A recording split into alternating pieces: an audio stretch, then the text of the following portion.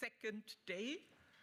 May I ask you to join us, so me and Ukrainian friends, for the next panel. And I ask my panelists to join me, Olga, Maria, and Alona. So first of all, also using a bit the time that everybody returns, I would like to introduce briefly the European Center for Press and Media Freedom. This panel takes place as the first time cooperation between the European Center for Press and Media Freedom, Kyiv Dialogue, and the donors of Kyiv Dialogue. For me, it's an honor as one of the founding members of Kyiv Dialogue and one of the members of the executive board of the European Center of Press and Media Freedom. I'm happy that we found this opportunity for cooperation. The European Center for Press and Media Freedom sits in Leipzig. It was an initiative 15 years ago, roundabout, by the Medienstiftung Leipzig, connected to the Sparkassenstiftung Leipzig, and some European, not only German journalists. Uli Jörges is one of the known figures as a journalist who initiated this initiative in Leipzig.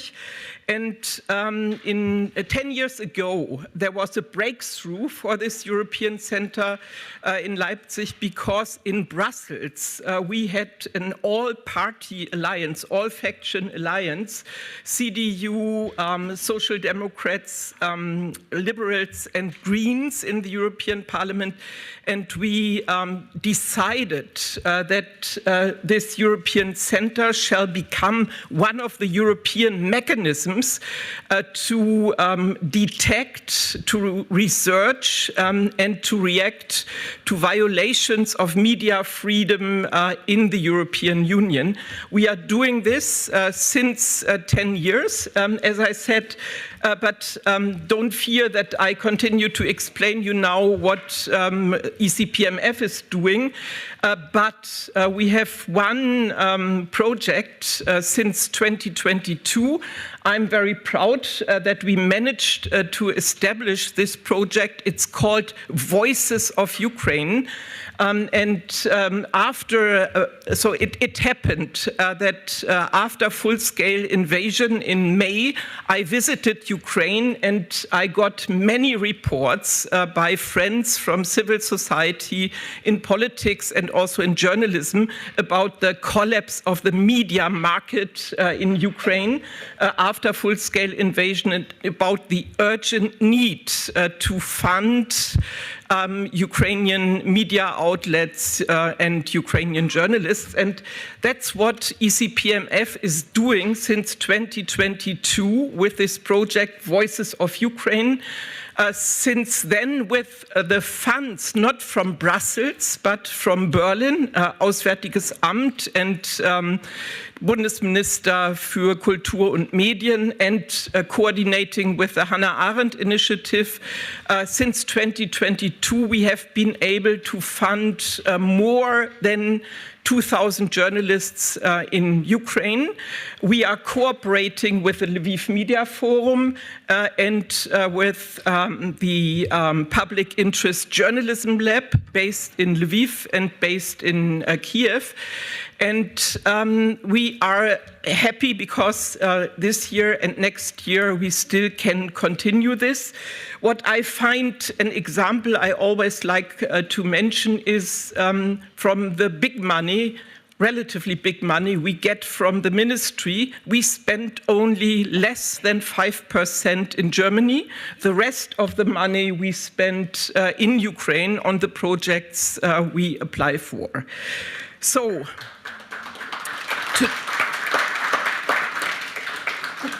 today, in this context of resilience of Ukrainian society, we talked about this since yesterday, we find it a good opportunity to talk about the contributions by courageous journalists, who with their organizations, bigger and smaller ones, contribute a lot to the resilience of Ukrainian society, because information and trusted information matters in a war situation even more than in peaceful times. And you must simply rely on what you read. If you can't, then you might be trapped in situations which you do not expect. I'm among those from Germany who frequently are visiting Ukraine, also because I like to be in contact with our partner organizations. And so journalists, like many other people not serving in the army, are serving their country in a very important way. Journalists, but also medics, people who are running the schools, running kindergartens, running public transport, running public administration, they are behind the army, holding the line. And every morning I'm checking, probably like many Ukrainians, what happened yesterday night, yesterday day, during the day, and during the last night. And again, last night, I saw that we have to face many losses. We thought about having a moment of silence to remember the 116 media workers killed since the war began against Ukraine. But I think this minute of silence is also for all the others, the army and all the others holding the line for all of us. Please get up for a moment of silence.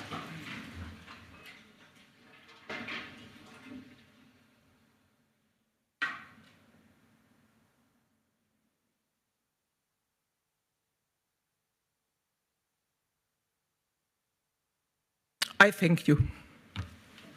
Дуже дякую.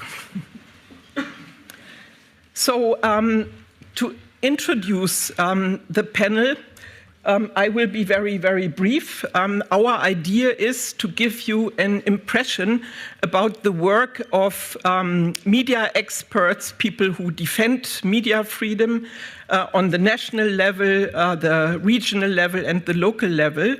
And we will begin with Olga Myrovich. Olga is representing the Lviv Media Forum. She is the CEO of the Lviv Media Forum. The Lviv Media Forum is, or was, from my experience, the most important media and journalists conference, not only for Ukraine, but for Eastern Europe. Until the war, and it restarted after a corona interruption. It restarted its work, its conference work, once a year in 2023.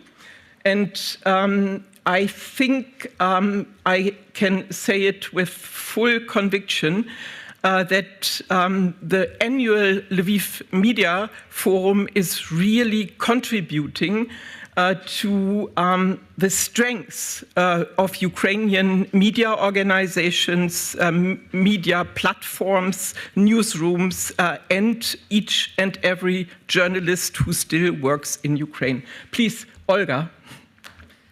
Thank you, Rebecca.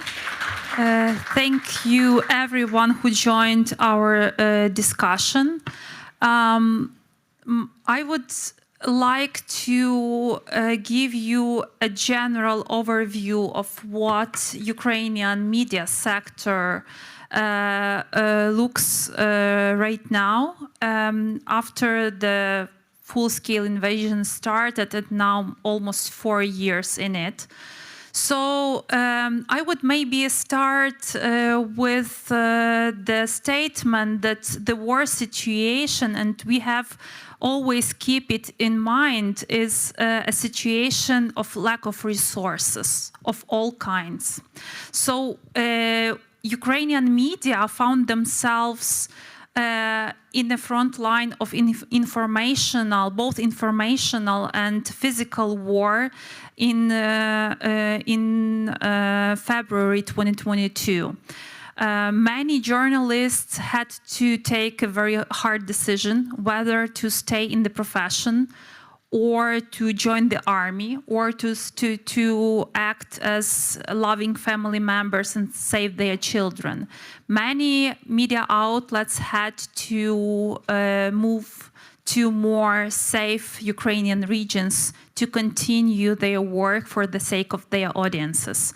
As Rebecca mentioned, the importance of information in the war cannot be overestimated. So a journalist and journalism itself in every country, in every situation, has one important mission: to help citizens take informed decisions. So you can imagine that how many decisions should be taken by every citizen when a war starts in your country, and how important journalism becomes.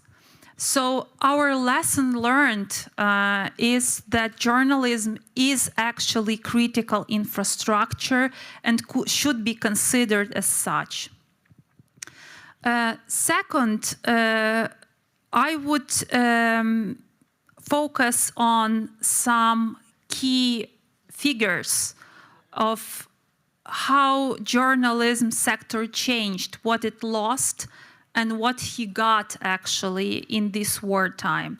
You can see the numbers on the screen. These numbers are from our last research, because we are not only the conference, we are a team that is doing media support and media development, exchange of good practices between journalists on the international level, also does media research and analytics, psychological support of journalism, journalists working on the front line.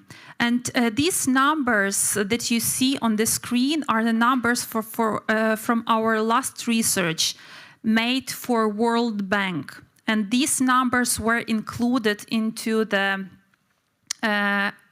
report on Ukraine's economy losses. I won't go through each of this number because you already have it in front of you. But what I want to mention is that for the first time in the history, based on the Ukrainian case, a World Bank considered media as a part of economy and included the losses of the media sector into the general losses of the country's economy. So what I want to say that we lost many media outlets, but we preserved journalism.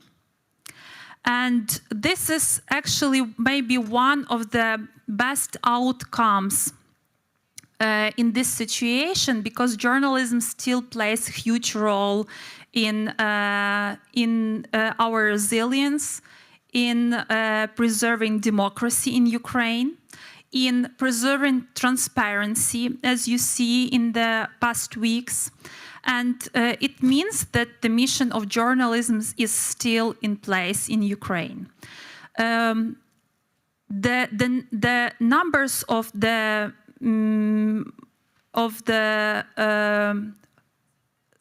needs, to how that we need to get to develop Ukrainian media sector is huge. You see almost 400 million euros are needed to recover the media sector in Ukraine. After the USAID withdrawal, we had this huge change in the media field that has worsened the state of Ukrainian media much more, because we lost, as a media society, we lost 2/3 of funding that cannot be replaced. And this sum is too high to be provided by any donors. So basically, what I think is important, is vital to underline, is that businesses, that governments who invest in reconstruction should consider supporting media, at least, 0.5 or 1% of the money allocated to recovery and strategic investments should be directed to supporting media, because media are safeguarding transparency and democracy in each country. And I believe that it's very important to consider the case of Ukraine and Ukrainian media sector as a global lesson learned for other democracies as well, because from this case we took good results. We see how media are crucial to economic and social development of the country. Thanks. Maybe also so a reminder. So the old media system in Ukraine was based on many private television channels, and they were all controlled by the oligarchs. This system disappeared, but oligarchy did not really disappear. So we are in an interim period, and everything what we are doing now in the media sector also serves in the reform process and in, so if you want to be very blunt, in the fight against corruption and the old system. So another guest from Ukraine, and I met her now in most of the conferences I visited during the last years in Ukraine, is Maria Frei. Maria comes originally from Mariupol. She's 2 times displaced person. She is now in Lviv, and she belongs to the board of Suspilne. Suspilne is the public broadcaster in Ukraine. I remember the days when nobody wanted to listen or to watch Suspilne because it was a state-controlled, big old ship, yeah, from the old system. Nowadays, it's totally different. Suspilne, and I can quote one of our translators, Suspilne is, for example, here in Berlin for Ukrainians, very important source for news. And it's not only bringing everyday's news to an even international audience, it's doing it, according to Olena, it's doing it also in a very good language. So Maria Frei, Suspilne board. Thank you so much. I also would like to use some slides, yes, thank you, with some important information about Suspilne. I would like to start that we're only 8 years old. Can you imagine the average age of European public broadcasters? It's more than 50 years. They are pretty strong. And maybe you heard about everything that they challenge right now through, but we are only 8 years old. So we started our work only in 2017, but it doesn't mean that the start of the real work was done only at that time. The first idea about Ukrainian public media was announced in 1989 in Lviv as well, as I already researched. Yes, and there was a need from the public to create a public media. And we struggle with this for so many years because we have to go through all of the Soviet law system and we have to create a new system for public media. But at the same time, there was a huge demand for public media, public journalism in Ukraine. This is something that is very crucial because this is the answer for the question why there is no public media in Russia and Belarus. Because there is no public demand for this. And if we're talking about our budget and system of budget, we have a separate law to protect Ukrainian public media. We have a special bodies to protect independence of our journalists. But we still have some influences on financial system. You can see on this slide, the information about our budget.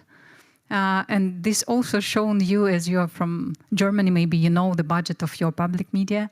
It's the minimum budget that needed to survive. And you can see that the part of the funds that we have from international donors from 2022, right now it's become very, very low. And it still means that we struggle to do our work even with only national budget without any international support. What I would like also to mention here, just yesterday, day before yesterday, Russian targeted one of our regional offices. And you can see here a number of recovery that we need for all of the frontline offices. It's around 1 million euro, but it's without recovering our offices and building our offices and creating a team on timely occupied territories. Because Ukrainian public broadcasters company started already after the occupation. We have our two teams who work in exile. It's a Crimea team and Donbas team as well. And we can't imagine how we'll be able to come back to this territory, to open our offices and to work freely on these territories. I would like also tell you a little bit about the structure of public media. And can we please go to the next slide? Because Suspilne Ukraine is only one public media in Ukraine. We do not have regional public media. We do not have radio public or TV public. We are only one structure with all of the platforms. We have TV, radio, digital as well. And you can see some numbers that we succeed on, that we develop on, that we are working on right now. So we have more than 4,000 employees across the country. In every region, we have something like more than 50 to 80 people. We have exile team already mentioned about this. We have more than 1 billion viewers on YouTube channels. We have more than 15 million subscribers on our digital platforms. And we have more than 80% of trust to our news. So this is not only our work. This shows the huge demand from Ukrainian public to have an independent source of information.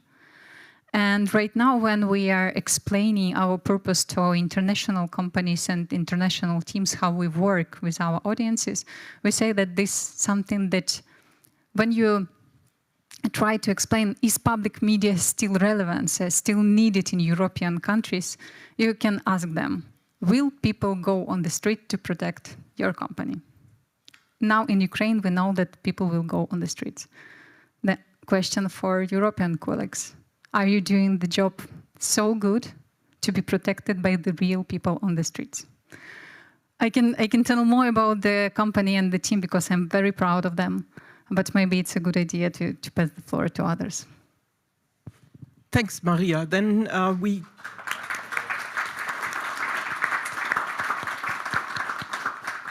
we go into one region, Sumy region. Alona Yatsina is from Sumy, and she and her team are known for one of those miracles in wartime. They were able to create a new news platform in Sumy, Cordon Media. And to understand what they are doing and how it was possible, Alona has brought us a short video, and we would like to ask you to show the video now.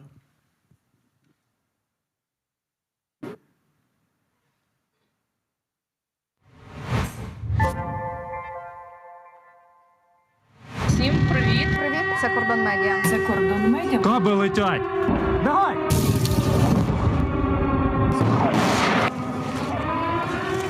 Hi, we're Cordon Media, an independent media outlet from Ukraine's Sumy region.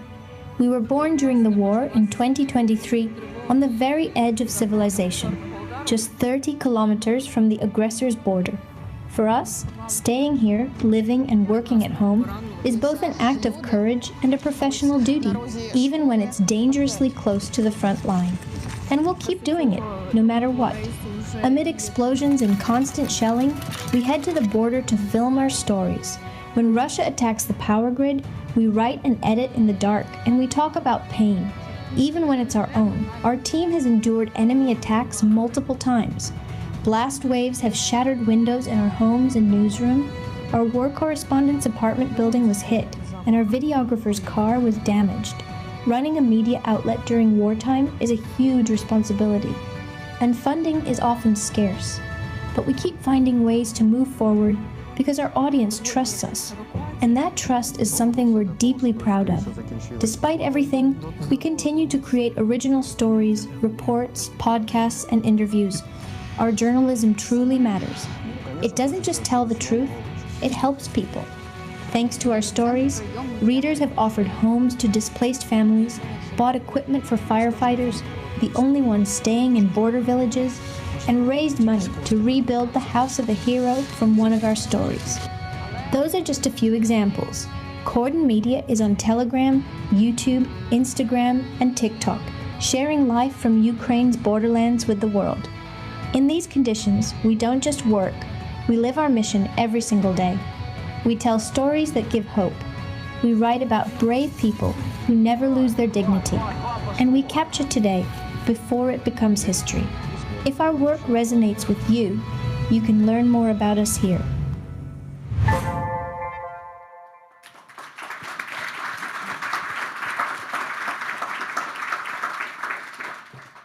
So that was a short introduction about our everyday life. In 2023, me with my 3 friends, media friends, stay without workplace, and we talk about what we will do in our life. Before 2022, we know anyone about the war, but war coming to our home, and we must know and must do. So in 2023, we think about Sumy region stop in Ukraine, stop talking. So Sumy region come to information dark space. And of course, in all of another country too. And we think about we must create new media about Sumy region for talking about Sumy and Sumy region for all Ukraine and all of the world. So people need information in the middle of the war like air, because people may know what happened in our country, but people need to know what happened in native city, in native village, and in region, because it's about safety first. So we create this media, and what we do news, and we do underground reports, and we make 24 hours and 7 days of week work, because Sumy region have a longest border with Russia, and all of drones, missiles come from Sumy region fly like about Sumy region to another Ukraine territory. And we talk about it all the time. And you know, war journalism, when you stay at home, it's not about talk with people who stay in region. It's about our region news is important for all country and sometimes for all world. In 2024, closer our border with Russia, Kursk operation was started. So Kursk operation, it's 7 kilometers from my grandma's house, and 25 kilometers from Sumy city. Sumy city, it's 300,000 people. And 250,000 living here today in this city. So, and I'm sorry. And in situation like Kursk operation, all of what and all of people in the world want to know what happened in your region and your city, and we must work harder, and we must work with all of colleagues from national medias and from another medias from who came from another countries for all of the world. So when territory coming to die, first time it's informational die. We don't need it, and we stay like informational soldiers at our home. So, thanks a lot, Alona. I think what matters is, as I understand it, because of the exchange we have, is the cooperation and the exchange between those who work in Kyiv and those who work in the regions. It's kind of very different from what we have in Germany with national media, regional media, local media. There is much more necessity for cooperation and exchange, or am I wrong? Especially also for Suspilne. Yes, you are totally right, because when you don't have local reporters, you can't explain what is going on the land. So this is the first and most crucial thing to support people who works on the land. This is something that we try to explain everywhere. And I would like just to tell you about the needs of people who are working there. We discussed it with Alona, and she said that I will not tell this, but I will do. Because if 1 year ago we struggle with an emotional support and mental support for our journalists, right now the request number one is how to protect themselves physically in the time of war of drones.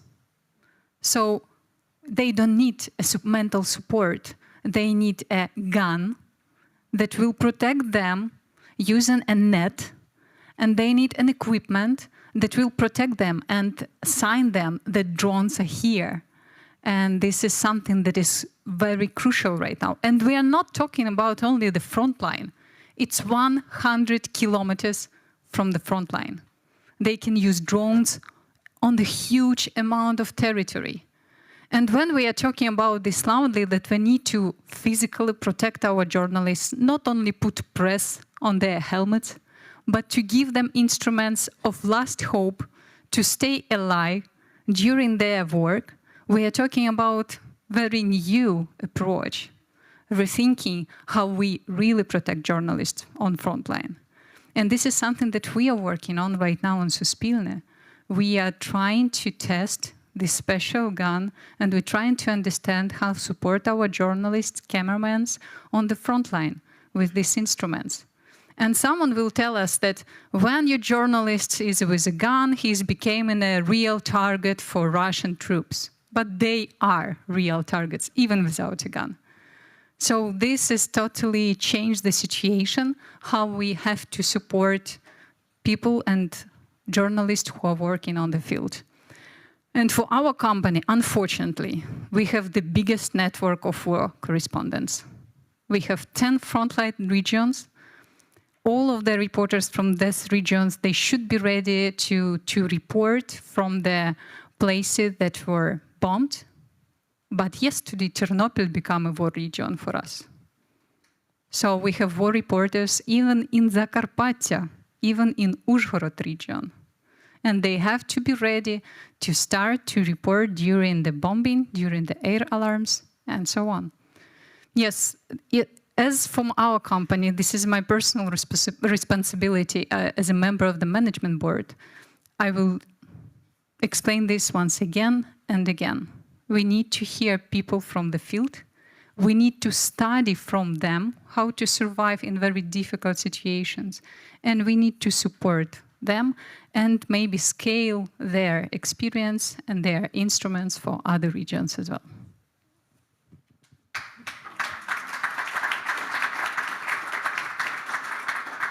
I have one more question for Olga, because in Lviv, in the annual meetings, but also in the time in between, there are lots of discussions based on research and polls and how to, so in this terrible war years, not to forget to prepare for the future. So what are the main challenges you see to get through?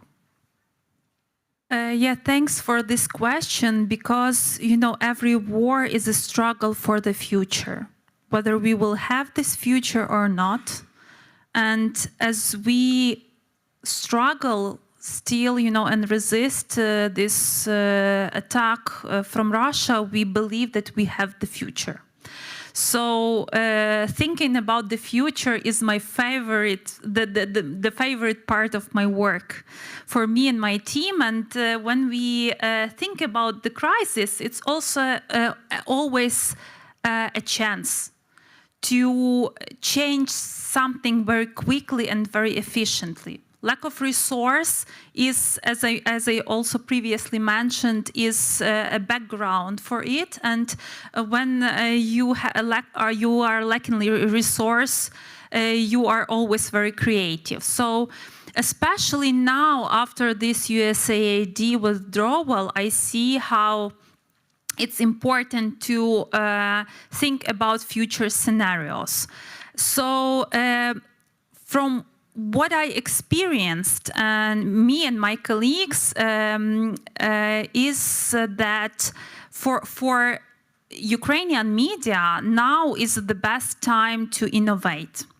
I liked this story about Suspilne, and I want to mention that cooperation is truly a must in the work conditions. I remember I visited Kharkiv region right after the deoccupation of part of the Kharkiv Oblast. And local journalists told me a story how they cooperate with each other on producing content from the occupied territories. Those territories are always very hard to reach. You cannot easily go there. So they combine their resources. Few local media combine their resources. One media outlet provided a vehicle with a driver, another a photographer, and a journalist from a third media outlet also joined the team. There was a fourth media outlet who provided fuel, like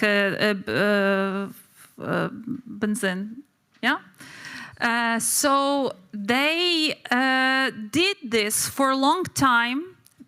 And they shared the materials between the media outlets, and that was their way to inform their audiences when they truly didn't have enough resource for it.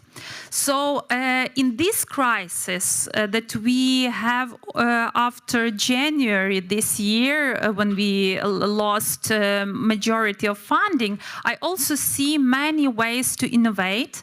And this is also a field for not only for media outlets, but also for donors and media support organizations like we are, to consider other solutions for the media market.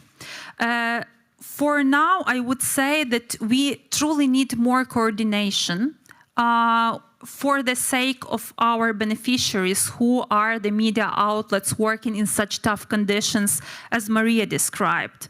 I also would say it, and it might sound weird, that crisis response is outdated for now. No more crisis response for Ukrainian media outlets. We have to consider strategic path to innovate and to change the whole market. for the moment when the political process and elections are back in Ukraine, to strengthen the capacity of independent and quality media to provide their audiences with trustful information.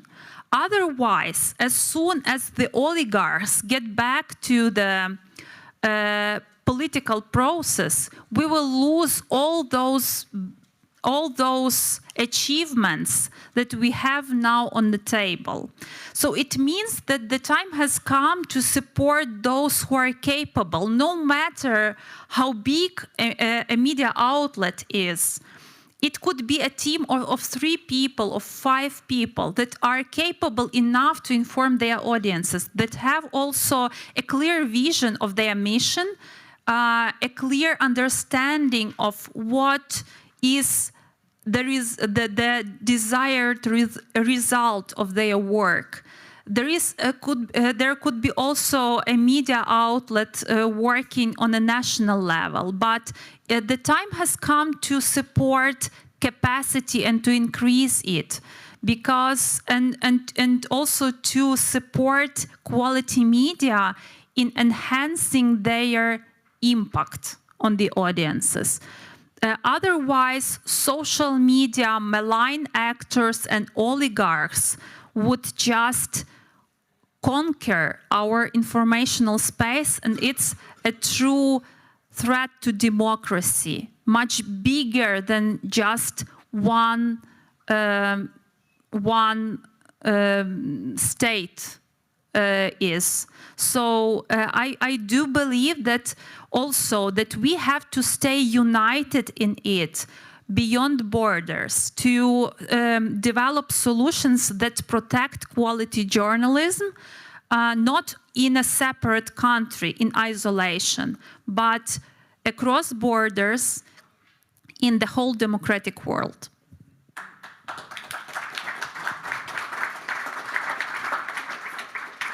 So my last question for Alona.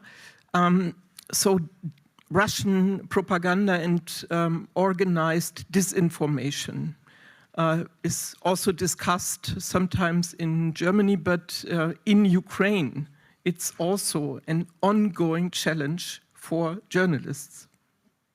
You know, it's not main challenge for us, yes, but it is. Russian propaganda was yesterday, tomorrow, and will be always with us.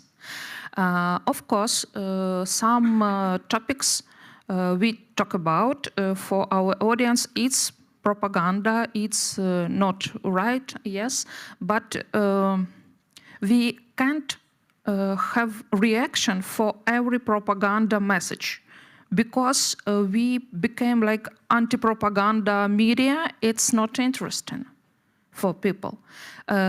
We focused on truth, and we talk about what really happened. And we have good check-in process, check all this information, and people in Ukraine and our colleague believe us, and they know we talk about reality, not about propaganda. It's hard in the middle of the war, but we can do it. Can I just jump in? Because I think that Russian disinformation is the biggest threat for European Union right now. So, and the question should be here, what European Union are doing with Russian disinformation, with all of the Russian influences, with all of the Russian signs that I can see on the streets of Berlin, all of the Russian cuisine, all of the Russian books, all of the Russian fairy tales. My favorite topic, all of the translated Russian cartoon movies for international audience. And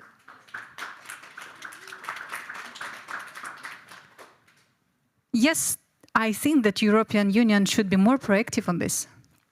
And the other threats that we do not like to talk about is about big tech. Big tech are influencing who will see something on their phones. There is no personal desire and personal decision. You can be very smart, very intelligent person, but big tech will decide what you will see in your news, on your Instagram, what will you buy after seeing this, and how will you vote on the election. So I do think that a question about the Russian influence and Russian disinformation should be raised here in Europe even more, with a very high attention to this. Because in Ukraine, it's a part of our life. But for Europe, it's, I don't know, tell me how you survive Maybe with this. so we should not talk now too much on Russian disinformation. Sorry for bringing up this issue. I think thanks to Ukrainian experience, on the European level, the discussion how to create resilience against this began so around 2013-14 already. But the difficult situation is that each and every member state is a different target and is targeted a bit in a different way and in a different language also. So therefore, the real response has also to be found on the national level. Germany is trying to get better, but lots of things to do. But before we are drowning now in the disinformation debate, let's turn to the audience and get some questions to our three voices from Ukraine. Please, we have a foreign policy correspondent.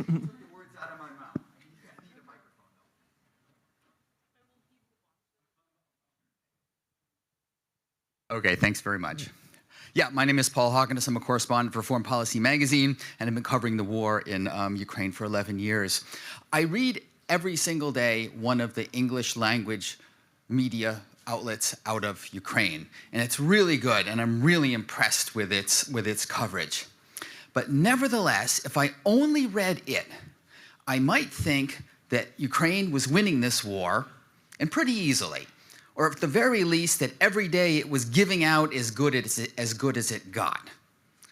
You must be faced every day with not just, as Olga says, with the truth, but also about how you are reporting things to a country that is under siege, that is at war, that morale has to be kept up as well. That must go into your thoughts in every picture that you publish and every sentence that you write.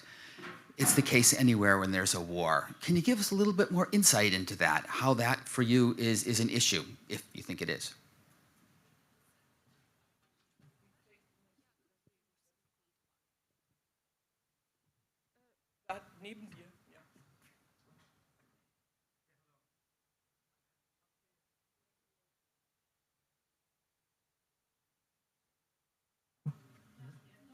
No?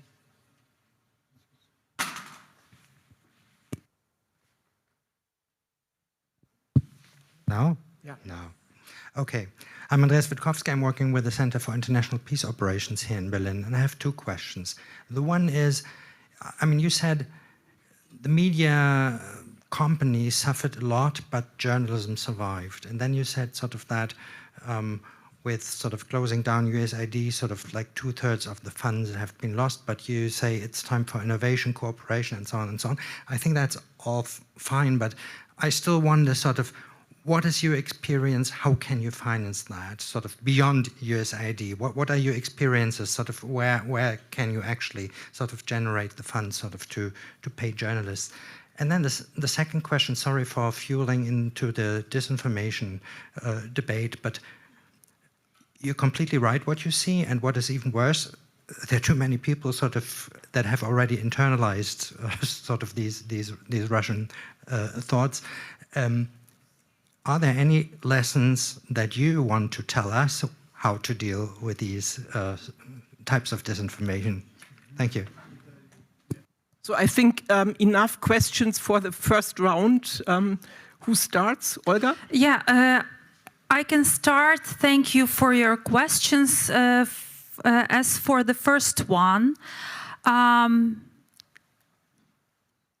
think that it's very important part of the job of journalists to face the truth and to tell the truth. And that's actually what many Ukrainian media do, but still it's always a challenge. When you are at war, you have to wear different hats.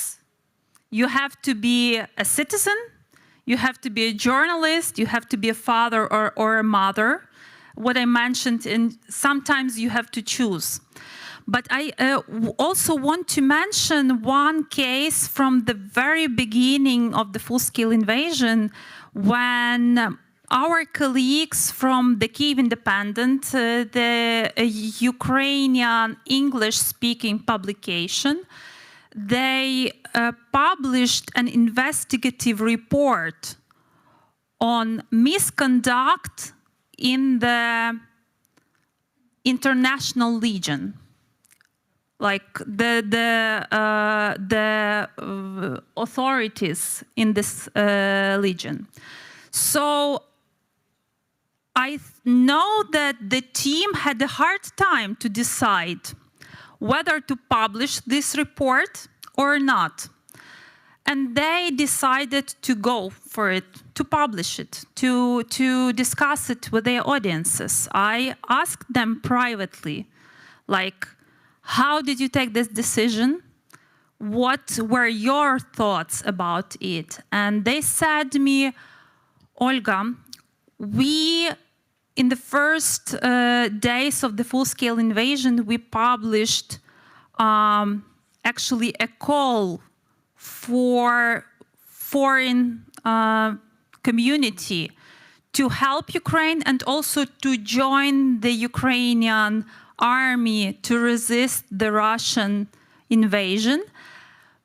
And we felt that this was our duty to report also on this misconduct. So they shared with me that they don't regret, and if I were them, I would also support them in this. So I truly believe that facing the truth and telling the truth makes you,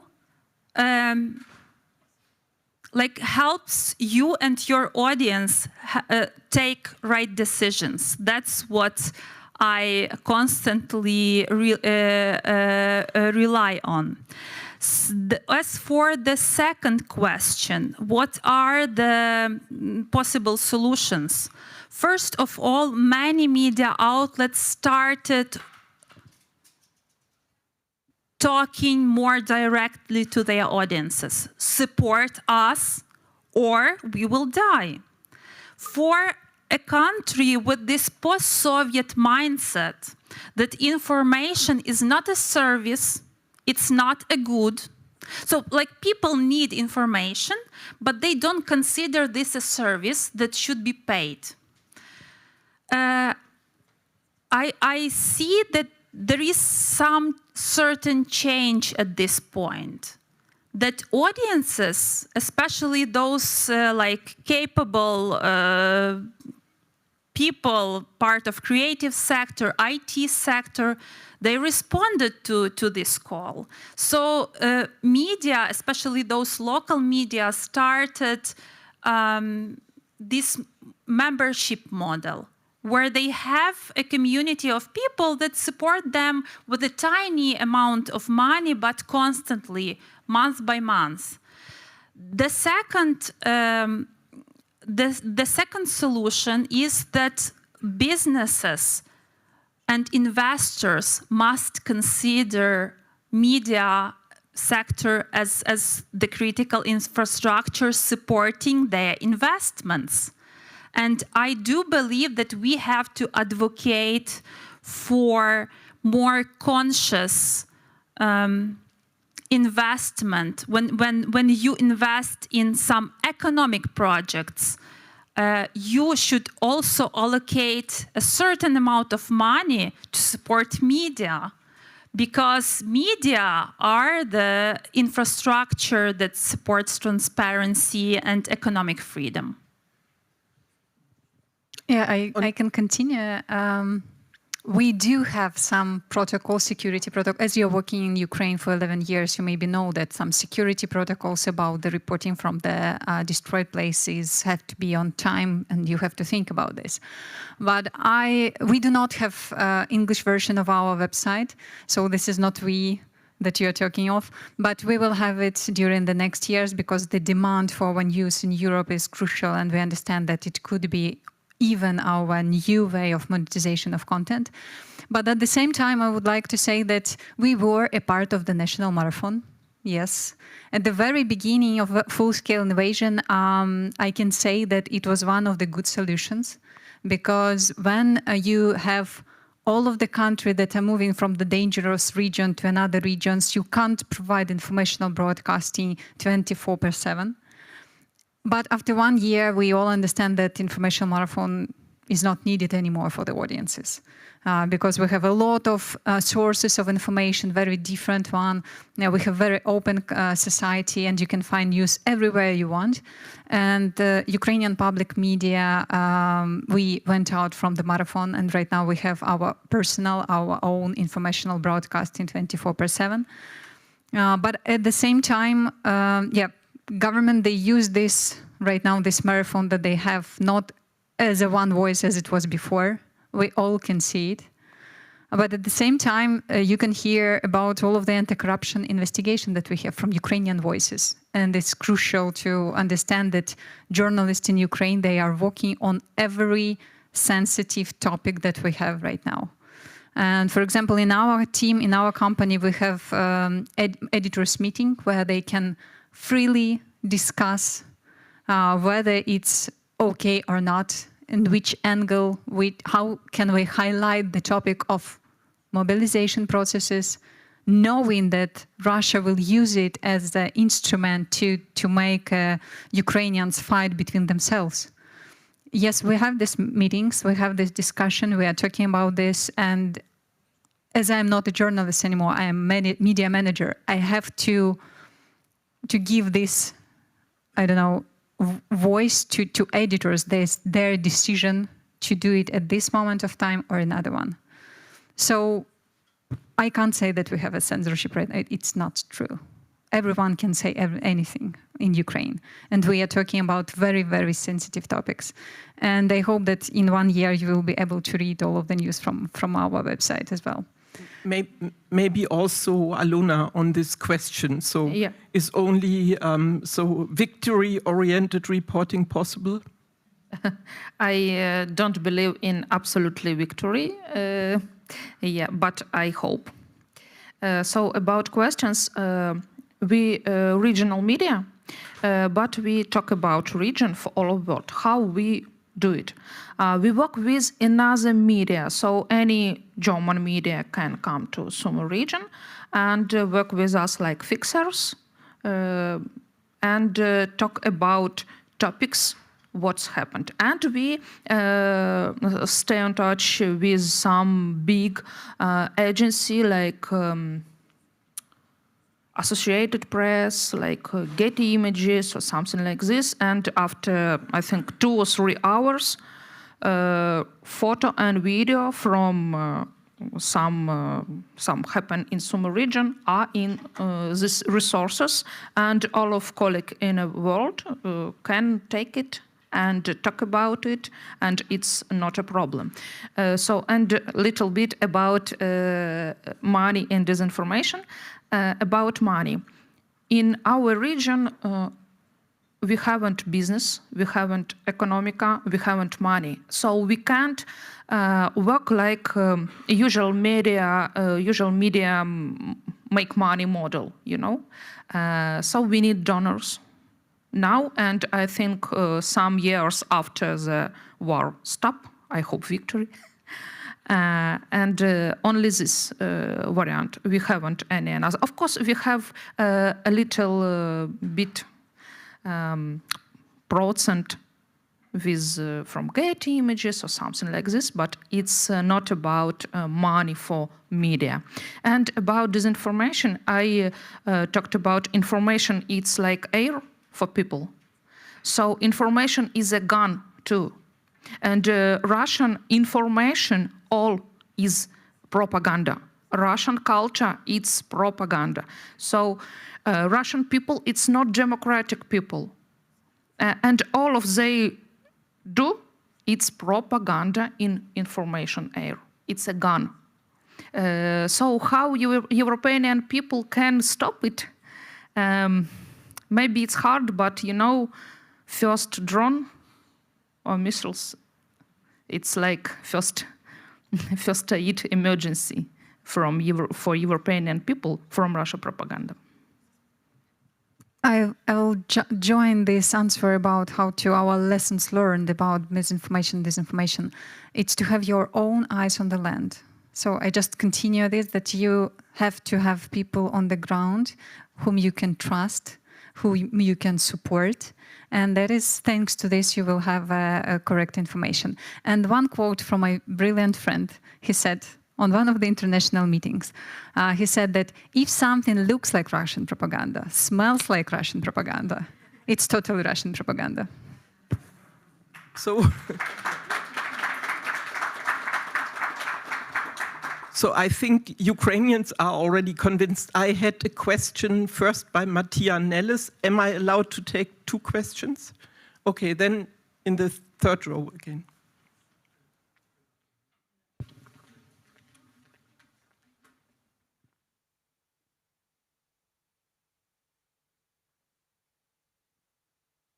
Hello, yeah. Good afternoon, Mattia Nellis. Thank you so much for your work and this interesting panel. You're true heroes for me in the best meaning, because you continue your work and this really deserves an applause. So I wanted to ask Maria about telemarathon, and you started speaking about it. So there is, you said in Suspilne you're no longer part of the telemarathon, the teleton, but and you said at Suspilne there is no censorship, and I truly want to emphasize this. But with the telemarathon there is a lot of omission. You know, when we look and analyze a lot how the media and the telemarathon in particular cover scandals, like the recent corruption scandal, and they cover it by omitting a lot of the things or not talking about it at all. So I wanted to ask a little bit about that how you think the omission works, you know, and actually how many people are still watching the telemarathon, and what is the role of other channels, you know, the media consumption side. I know the Lviv Media Forum also investigated this. How many people are getting the information through Telegram channels, anonymous Telegram channels? And the last question related to that part is there's a lot of attacks by anonymous media channel, Telegram channels on institutions, on activists, on independent media. So how do you view that? How is it working? How is it undermining your trust in Lviv Media Forum and Suspilne, or the trust in, say, institutions like Nabu Sapu or independent activists? So how is the media, the dirt, how is that working, and how do you counter it? Thank you. Thank you. It's a great question. Yes. Yeah. One more? Okay. Hello, yeah, my name is Christoph Müller. I have a YouTube channel which is called Talk for Ukraine since a year about, and I would like to address to Maria and also to Alona. To all of three. Also, it's about your impression that you had here in Berlin, that you saw a lot of Russian stuff floating around, and you, Alona, said that this is the Russian propaganda. It's a weapon. And my question is, we here in Germany, obviously, from my point of view, haven't really got that understood. And so, Rebecca is already, I don't make it long, sorry.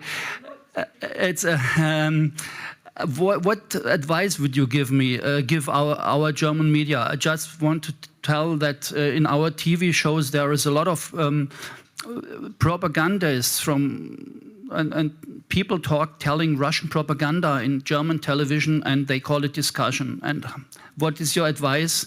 What is your advice to us in Germany and in Europe for that? Great question. Please advise. Okay, let's start with that one about the trust on Teleton.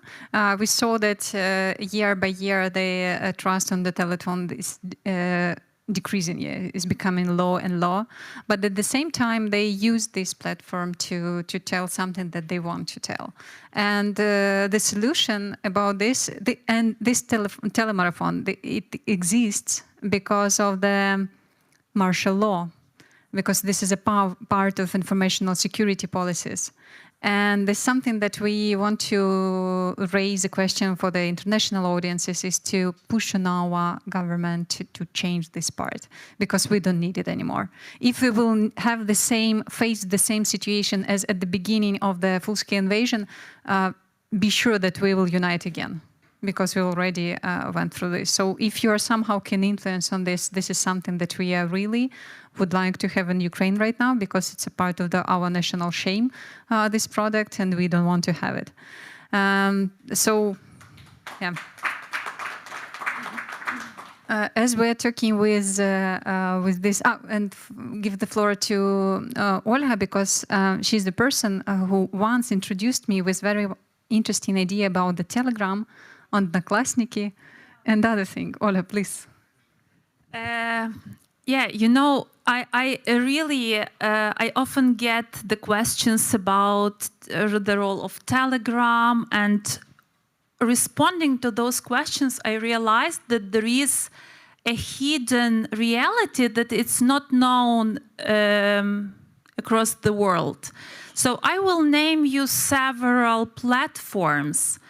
And those who are not living in Ukraine and don't hold Ukrainian passport, please respond how often you used those channels in your lifetime. Одноклассники, ВКонтакте, Viber. Okay, with Viber better. So now Telegram.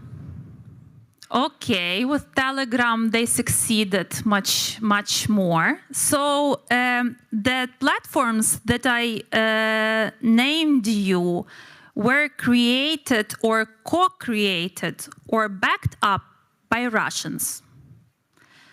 And those have been and are the main platforms for Ukrainians to communicate. Like you use WhatsApp, now a bit of Signal. And it means that for Russian government, Odnoklassniki and ВКонтакте, these were late 90s, early 200 something. And the outreach of those platforms in Ukraine and all, I don't like the word, but post-Soviet area was about 90%. I've never installed Odnoklassniki at ВКонтакте, but I was considered as a crazy person. You know, I never was easy to a person that was easy to contact with. So you can imagine the tons of money were invested by Russian government to keep the population of post-Soviet countries under control. And people in Ukraine still, in most cases, don't use WhatsApp.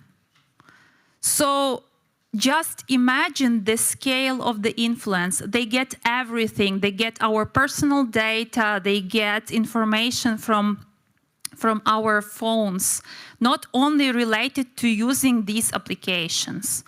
So if Telegram influences Ukrainian society, yes, it does.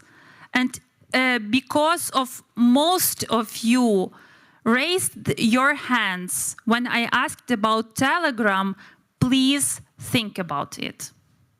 That's my response. Yeah. I was in Berlin in 2022, and by now it's much better Berlin. Really? So the situation improved regarding a little bit, but yeah. And about devices.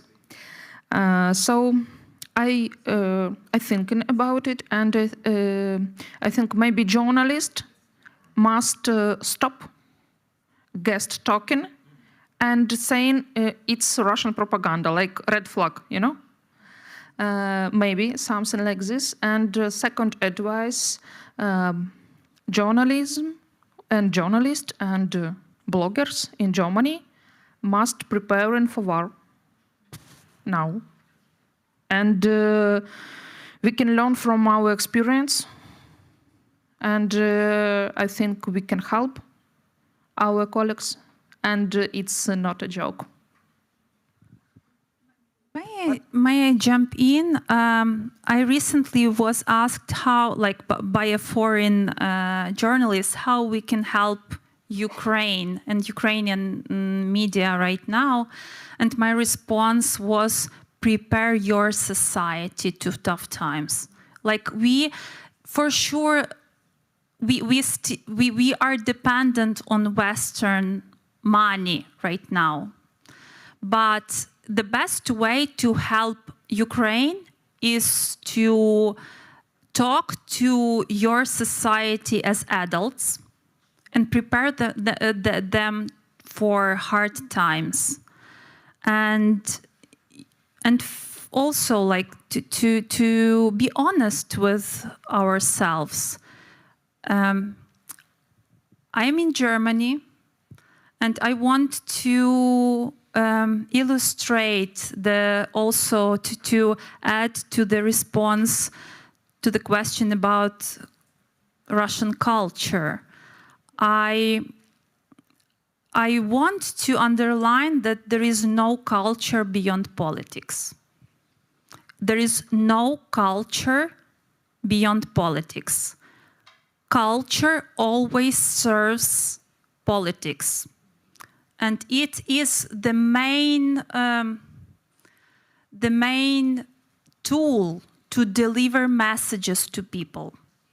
So beware what messages are delivered to your societies by culture beyond politics, that is labeled culture beyond politics. And you know, maybe my toughest experiences of talking to foreigners, they are connected with German partners. So maybe the request that I got most often was, why don't you talk to good Russians in exile? There is like a need for a dialogue, and I find it hard to explain why don't we do this. But once I asked, it was German politician. I asked her whether those Russians that we have to talk to feel responsibility for what's happening now in Ukraine. She said, no, they are not responsible. Okay, I said, okay. And my next question was, do they have agency? What would they change after we agree on something? Like, I can talk to a minister, maybe not directly, but I can easily reach out any minister to deliver some message. And I believe we have in Ukraine enough platforms to talk to our government. And what would those people do? They would do nothing. So we are in a situation where we have no subject to discuss. Responsibility is not a subject that they would like to discuss. And also, like, what would we do in the future with this? And there is nobody to talk to deliver some change, because the dialogue has to deliver some change. So this is actually our problem. If we are presented a person who takes decisions, we can talk to them. If not, then not. So this is actually our main struggle beyond the battlefield to be understood and to be valued for our position and maybe to deliver our image of the reality if talking to people outside Ukraine. So thanks, Olga. It's a very difficult topic, especially here in Berlin, but as my friend Karl Schlögl put it recently, we have in Germany many Germans who are these famous Russlandversteher, but we have only few who understand Russisch, who understand Russian, and therefore we are very often misled and drowning in our own discussions.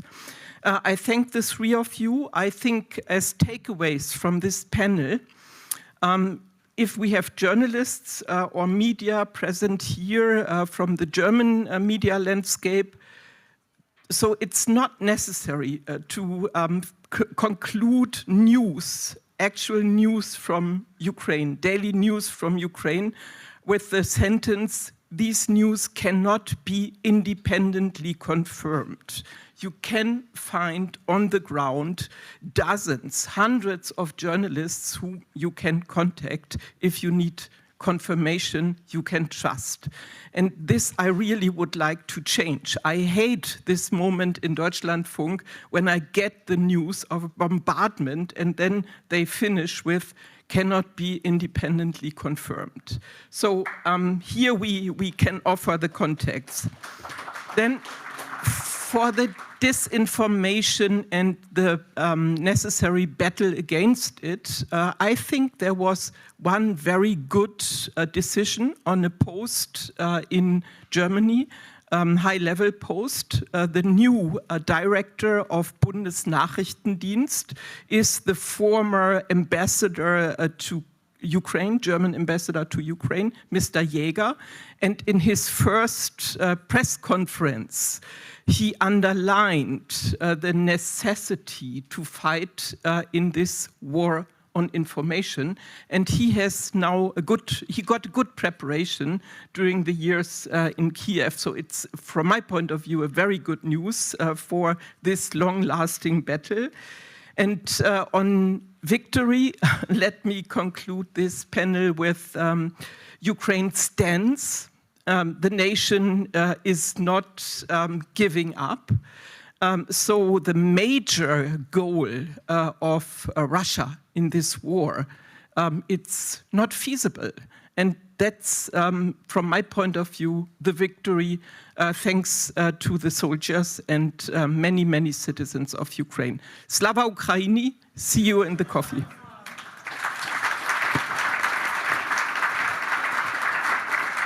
So thank you, Rebecca. Also, please applaud also Rebecca for having this very good moderation and also for bringing up this idea to include also the role of the media here. Let's have a 15 minutes coffee break. We're a little bit behind time, and then we start with our last panel on security.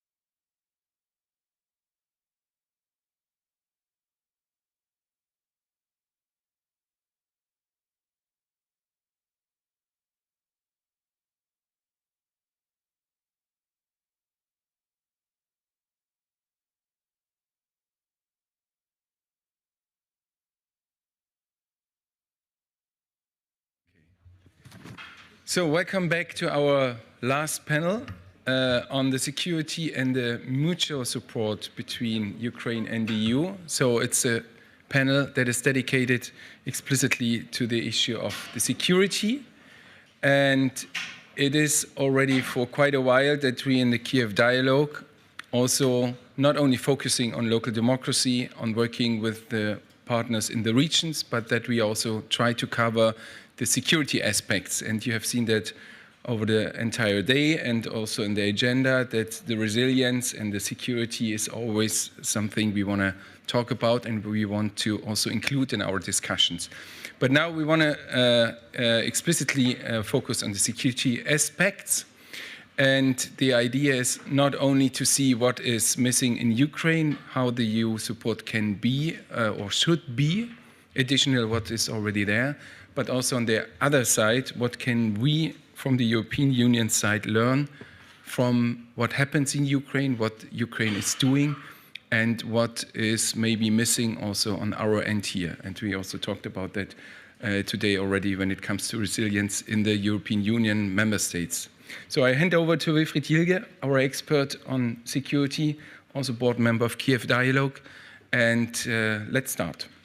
Yeah, hello, dear colleagues, to our final panel on security and mutual support between Ukraine and Europe. We will speak about, let me say, three basic questions. Where are the current gaps in the European Union's and Europe's assistance to Ukraine's security? How can cooperation between Ukraine and the EU develop in the industrial military dimension and maybe in favor of both sides, which is also important? And last but not least, for me also the important question, what lessons learned from Ukraine are possible in terms of rapid and effective procurement, but also what lessons learned, because we are a civil society forum, when it comes to the engagement of civil society and expert community to push even for reforms in the defense sector, because we have here also very important achievements. And I think against to the background, what happened in Ukraine in the last month, that is also important to know. At first, I would like to introduce our panelists here. At first, I would like, on my left, to introduce Yulia Maroshevska. She is the head of the Reforms Support Office at the Ministry of Defense of Ukraine and an expert in governance, anti-corruption and strategic development. She gained recognition for implementing comprehensive anti-corruption reforms as a head of the Odessa Customs and later led initiatives to strengthen transparency in the defense sector as a co-chair of the Independent Defense Anti-Corruption Committee, NACCO. Maroshevska's background includes positions as a research scholar at Stanford University and studying at the Global Executive Master of Public Administration program in New York University and I think University of California. And I'm very happy to have you with us. Thank you, Julia, for being with us.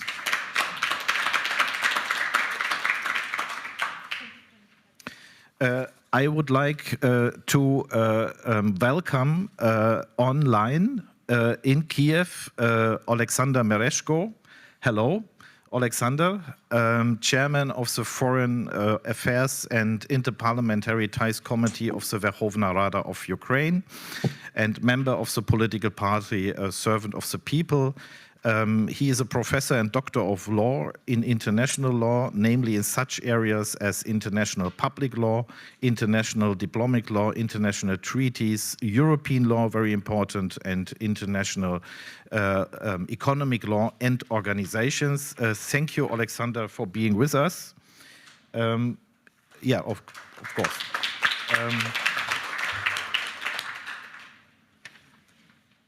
I would like also to introduce Alexei Dorohan from the organization Better Regulation Delivery Office, BRDO. He is the head of the office and a leading Ukrainian expert in policy, law, digital transformation with over a decade of experience managing and implementing large-scale government digitalization projects while shaping the country's legislative and regulative landscape. And you also have, and you're also leading that, a defense group or a defense platform in the BRDO. You are also advising on the defense sector, and you are actually one of the persons we would like to have here. Thank you very much, Alexei, for joining us. And now I have to look because I have to.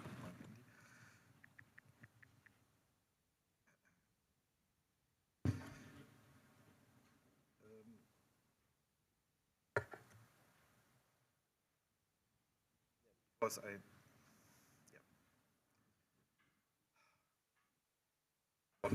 So, and we have Łukasz Maślanka from the OSW, the Polish think tank in Warsaw, a leading think tank in security. Łukasz is an expert on, I think, European security, also specialized on security of France, and he will look at the questions from the point of view of European Union, what is necessary and what is possible from the side of European Union. I would like to begin at the beginning, nevertheless, with Mr. Mereshko. I would like to tell you that Mr. Mereshko has to leave after 30 minutes because he has another session, I think, in Parliament. The same is a little bit true for Julia. She will be with us to the formal end of the panel, but she has clearly to leave at 17:30 because she has to join, she has to go to the airport for the next conference. So, so I would like to begin, and I think if we speak about security, we cannot avoid to speak shortly about the currently situation on the front in Ukraine. Mr. Mereshko, I would like to ask you, we see the developments in Pokrovsk, that Russia maybe is making more advances than before, but not very big advances. And what is maybe also a little bit concerning is that in the shadow of Pokrovsk, Russia is also advancing in the south, in Zaporizhia Oblast, in Dnipropetrovsk Oblast. So how do you see the situation? And from your point of view, what would be your message to the European partners? What is needed actually now? Thank you so much, and the floor is yours. Thank you so much, dear colleagues. Thank you for inviting me. For me, it's a huge privilege to talk to you about the most important things regarding the fight for our survival and our security.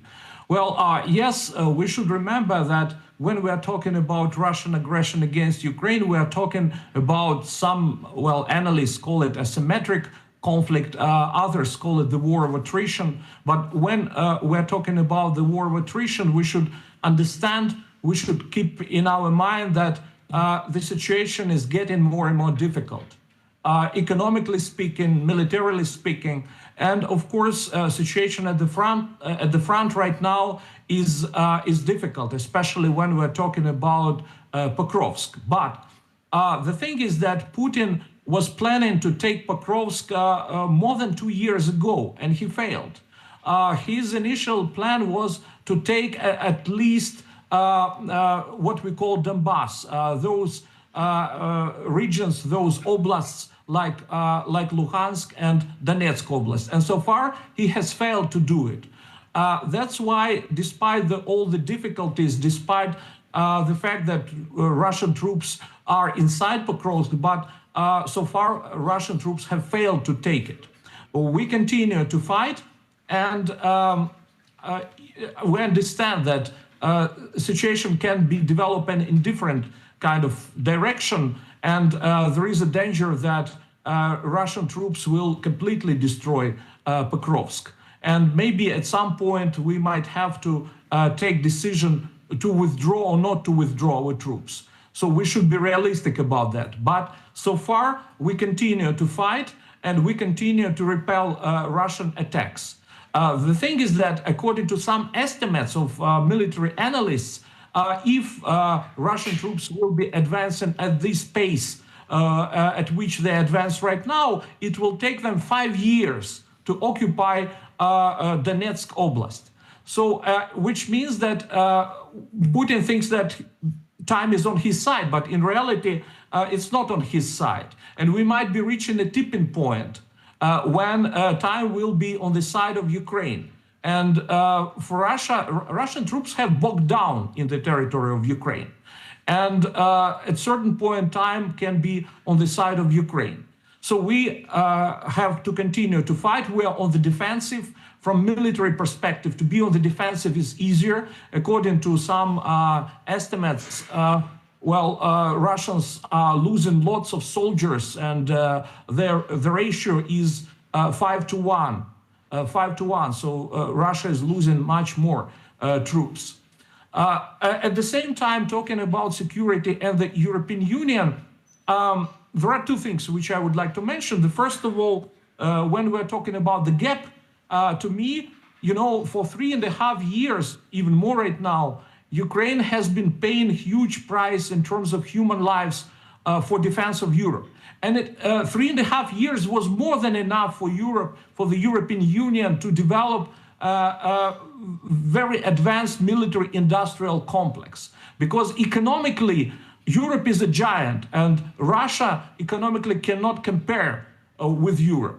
Unfortunately, we see some progress, of course, but it could have been done much more in terms of development of economic, military, industrial, and security capabilities in Europe. That's why I think that this is the biggest problem.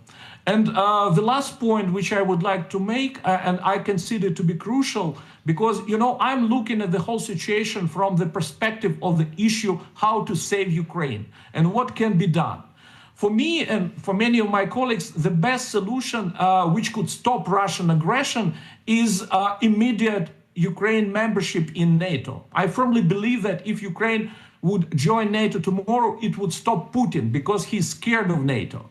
He's scared. He cannot cope with one country, Ukraine, and he understands that he will not be able to win any war against NATO countries, 32 states. So it would be the best solution for Ukraine. But under the circumstances, I call it the second best solution would be Ukraine's membership in the European Union. Again, for me, it's not economic issue. It's not even political issue. It's first and foremost security issue. It's an issue of survival of Ukraine. That's why I even think, I don't know, maybe I'm wrong, but I think that if Ukraine were a member of the European Union before, Putin would not take a risk to invade Ukraine. Because for him, it would be a war not only against one country, it would be a war against 28 a quasi-federation, let me put it this way. A good example is Finland. It was not NATO member, but it was member of the European Union. The thing is that Putin is afraid of most of all solidarity. Solidarity between, within Euro-Atlantic community, solidarity within European Union. That's why, to me, I understand this. We're talking about negotiating process, opening clusters, and so on. But I think that Europe should take this serious political decision. Yes, it is, first of all, political decision to admit Ukraine to the European Union as soon as possible. And it would help us, really help. And the chances are that it might stop Russian aggression. Thank you for your attention. Yeah, thank you. Thank you very much. I will later, I hope in time, come back to you. I think what you said is also in the direction that the Europeans have to give the message that the support for Ukraine is very clear for the next 3 to 5 years. I think that is very important, that Putin knows he cannot destabilize and not bring divisions in that support. And therefore, we want to speak now in our discussion how to put that support in a better cooperation in the military and security field, let me say, not only on a large scale, but also on a permanent basis. And therefore, Julia, I would like to ask you, what steps maybe and reforms have to be still undertaken in Ukraine supporting states and in Ukraine itself as well to improve arms cooperation so that Ukraine can benefit from it as quickly as possible in its current defensive fight? And what are the key areas here for you to focus on? Thank you so much for your question and for the invitation to speak here. It's a great honor for me. So I'm representing the Reform Support Office of the Ministry of Defense, and one of the core reforms that we worked on since 2023 is the procurement reform.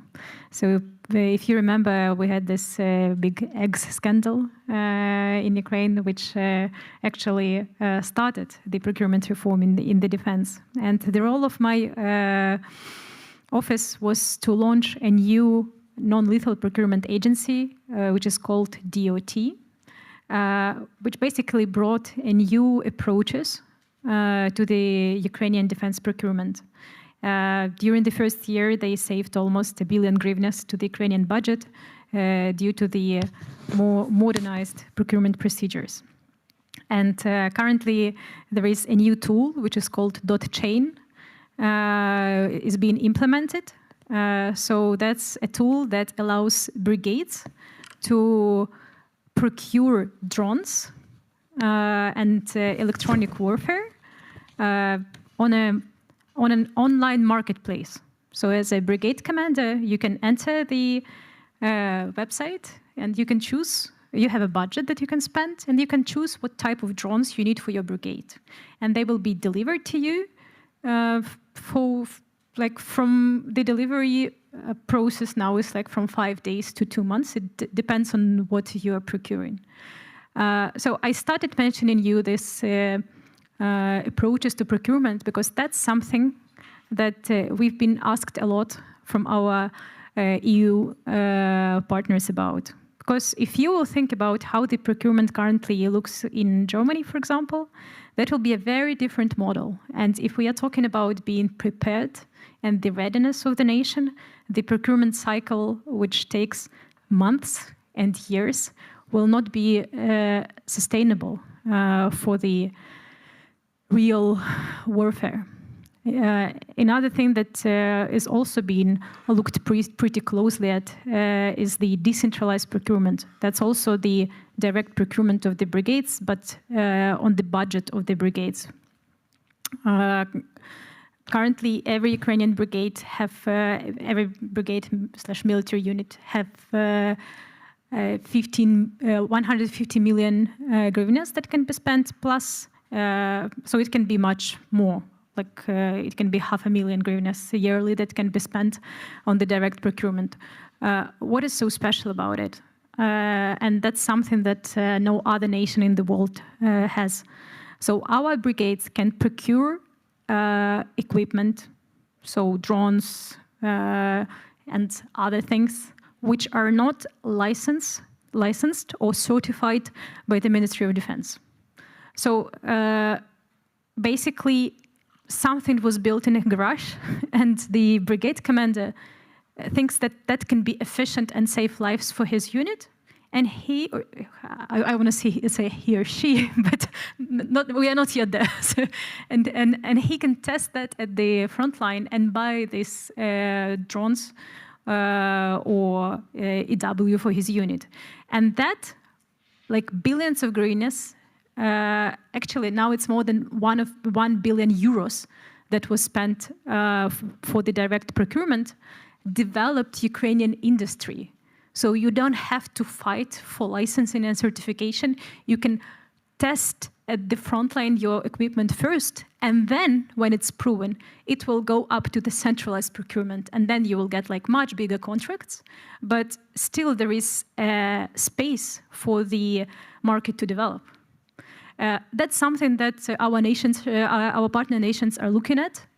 So we are transferring these lessons learned through NATO, through the JETEC Center.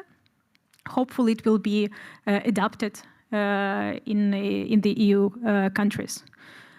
From our side, what we should be looking at in terms of defense reforms, it is still two main directions that we as the Reform Support Office are looking at. First, it's a human-centric approach in the armed forces, which includes a lot of elements to it, from the recruitment, training, HR policies, and a lot of other components. And other is the technological development. So that's everything that goes with it, digitalization, better system for the manufacturers, for the industry, and so on. But human-centric approach means also better preparation for the people, yes? Definitely, training, to make the people or to empower the people to better follow the technological development, yes? Yes. Okay, thank you very much. Łukasz from the Eastern European Institute in Warsaw. What we now learned here from Julia means that in Ukraine you have a horizontal procurement. So you have a procurement without additional and overburdening bureaucratic steps of decision making. Is that, at first, is that really to imagine that European states can implement that? And what are for you, from your point of view, with your special accentuation on the European needs, what can be taken from these experiences from Ukraine? And also maybe if you have something from Poland, because Poland is already also working, of course, with Ukraine, yes? Yeah, to some extent, I think that we can implement it. For example, in Poland, we have territorial defense forces, which are it's kind of horizontal army. So there are people who go to work normally, but when it's a necessity, they are gathering and they make something, for example, in terms of civil defense, or they make exercises. So I think that this decentralized procurement is a very good idea for such forces. When it comes to regular army, I fear that this would be very difficult because regular forces work within NATO, and NATO is quite a hugely bureaucratized institution that has its needs of standardization, etc., etc. So I think that this would be more complicated. For the European Union, I think that much has been done since the start of the full-scale invasion of Ukraine. So we have now two programs, SAFE and EDIP, in which Ukraine can take part. And I think this will be a kind of litmus test to which extent member states and European institutions are ready to cooperate with Ukraine. I would hope that some member states that don't feel directly threatened by Russia will use a SAFE program to make some acquirements for Ukraine in their defense industry. So yesterday or before yesterday, President Zelensky was in Paris. There were some important deals made between France and Ukraine, and I hope that one of sources of financing of the acquirements Ukraine wants to make at the French industry will be the SAFE program. EDIP is a program that can help to make Ukrainian defense industry and the European defense industry to cooperate better together, because it offers some money for some investment, for example, regarding the access to raw materials. And going back to Poland, I think that we have some good examples of cooperation between our countries, between Poland and Ukraine. The first one is the company WB Electronics, which produces drones and which has its own factory in Ukraine, which is now producing drones in Ukraine, for example, iFlies, drones that are used by Ukrainian army. And the second example is our state group PGZ, which is implementing program of reparation of post-Soviet equipment Poland gave to Ukraine in 2022. So the service of this equipment is realized both in Ukraine and in Poland. And the last aspect about which I would like to tell now is the training of Ukrainian soldiers. So the European Union is realizing the huge training missions, Ukraine, on the European territory, so on the territory of European Union, mainly in Poland, in Germany, and in France. And I hear many contrasting opinions about the efficacy of these missions, and I would like to have gathered military experts, soldiers, officers to discuss very seriously how this mission should be executed furtherly. Yeah, that is a very good, I think, good thing, because we had also discussions and also statements from people on the ground from Ukraine that these trainings sometimes, for example, do not on a regular basis include the work with drones or with advanced technologies in the war. So I think that would be a very good idea. A little question on the SAFE program. I mean, how it should be maybe improved in order to more stimulate Ukraine's participation, and secondly, is the strategic coordination of what the single states are doing, also when it comes to have to take into account readiness, so preparedness for very sensitive gaps we still have, so readiness, and also strategic preview in a sense, because of course that project will fund something, but this project will need time. So there should be also a strategic coordination, also when it comes to security guarantees, yes? Taking it from the land defense until the maritime defense. Can you imagine here what should be maybe improved, that it is not only a funding for single projects? Thank you. So for the first question, I think that the stimulus is quite good for as I said, countries that are not directly threatened by Russia, because countries like Poland, Finland, Baltic countries will primarily buy for the need of their defense armed forces. But if I were Italy or Spain, so country which is distant from Russia but has a quite significant defense industry, I think it would be a very good idea to buy something for Ukraine in Spanish and Italian defense industry. So I think the stimulus is quite important, because this borrowing in the framework of SAFE program is quite interesting when it comes to interest rates for countries like Spain and Italy. And the second question, now the member states are preparing to create the coalitions, capacity coalitions, capacity building coalitions. I think that there will be 9 coalitions, and each country will be, each coalition will have his one country at its heads, and I think that this coalition will also has a task of coordinating the acquisition made within the SAFE in order to make these acquisitions more rational and more responding to our needs. And I think that we have also in Europe some very important armament programs. I will not tell about FCAS, the French-German future fighter, but I will tell about ELSA program. We have a very, very urgent need to replenish our capacities when it comes to long strike. So ELSA program is quite promising. We already have a missile. It's produced by the British, so it's out of the European Union, but it's a European project.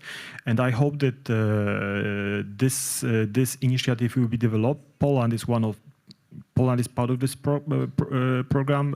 Germany, France, Great Britain and Italy. I don't see any reason why Ukraine couldn't join this initiative. Ukraine has a very extensive experience in building missiles back from Soviet times. Yes, so thank you. This is one of them. Thank you very much, Alexei. Where do you, from your perspective, you are working also very much with digitalization projects to modernize the army. Where do you see the needs for Ukraine, what Ukraine also needs in that direction, because we are speaking as a priority about the defense of Ukraine now, and where do you also see mutual benefits in that area? Before answering that question, I want to appreciate that we are at a conference that, I don't know, years ago would not have had a defense panel on it, right? So I just want to appreciate that we are becoming defense first, knowingly or unknowingly, and I think this is the right direction to go into. Because the topics that were discussed today and yesterday, you could very easily add the word resilience, basically in every name of every panel. And in some of them, you can also add defense, right? Energy and defense go very well together. So I feel like this is also needed from both Ukraine and Germany. We need to talk about lessons. We need to talk about how to resist Russian aggression better. We need to talk about deficiencies in the systems in Germany and in Ukraine and how to fix them. And every conference has to have defense and resilience in it. So I just wanted to thank you for having defense panel in this conference. I'm sure, and I hope in the next ones you'll also have this focus. Now, the reason for that is because we will not have reconstruction if we will not win the war, and that's basically a transformation also that a lot of people have went through. So that's a key thing that I wanted to start with. Now, in terms of needs that you've discussed, this is basically there is an like abstract level and then the practical level. On an abstract level, we know that strengths and weaknesses of Germany and Ukraine in defense industrial complex, in defense and resilience are different. Therefore, we can be stronger together. We have lessons learned from the new war. Germany has army and the equipment built for decades with a different war in mind. So it's very clear that if we work together, we can get together better equipment, better tactics, better defense capability. As simple as that. And are we already using all the potential that we have, including with the EU programs? I'm not sure. That has to do with joint ventures, with export controls, with industry cooperation, not only with knowledge sharing. That's ongoing. So I think that's a big area where we could improve. Ukrainian companies, Ukrainian armed forces working together with German producers and German armed forces to come up with better equipment that will be immediately tested and used on the ground to help Ukraine defend itself, and also will feed into a better defense capability on the German side. So that's on an abstract level, I think this is where we are. On practical level, on pragmatic level, we've heard already about what's going on the front line. There is clearly capability that we still need. We need more ammunition, we need more drones, we need more interceptors, anti-air, you name it. I think there is ongoing communication between Ukrainian government and German government, and also with various coalitions. I think that's going to be relevant also in this conference and in the future. Now, I think the last part is I think we need to also talk about what I've started with, how whole of society effort can translate into Germany, right? So in Ukraine, there is dozens and dozens of teams that were doing very civilian stuff before the large-scale invasion. And to a degree, Ukraine has been maximizing potential impact from all of these bright people working in defense to perhaps a larger extent that is on average in Europe, right? Where are the best people in Europe, in the European Union going to? Are they going to investment banks? I don't know, large companies, whatnot. So it's not, and it was also in Ukraine true. It was not very fashionable to focus on defense. I think it needs to change. And I'm sure Heinrich-Böll-Stiftung historically has not looked very focused into defense. And I think all think tanks, all organizations like that, all businesses, all banks need to ask themselves, what can we do to support defense resilience of Germany and of the EU? And yeah, if you ask Ukrainians on every topic that was listed today, there is a resilience and defense angle that can be talked about and can be improved upon. Thank you very much. I think that's a very good point, because that means that civil society, expert community in that area of defense and security also should have an ownership and also should be let into the decision-making processes. And I think that is actually the problem what we have still in Germany and in Western Europe, to really change a little bit the algorithm of that developments. I mean, is Mr. Mareshko still with us, or I do not? If the screen is black, maybe not. No? Okay, good. Then, because then I take that question later, and will again, Julia, I would like to ask you about a very concrete thing to finish that aspect here.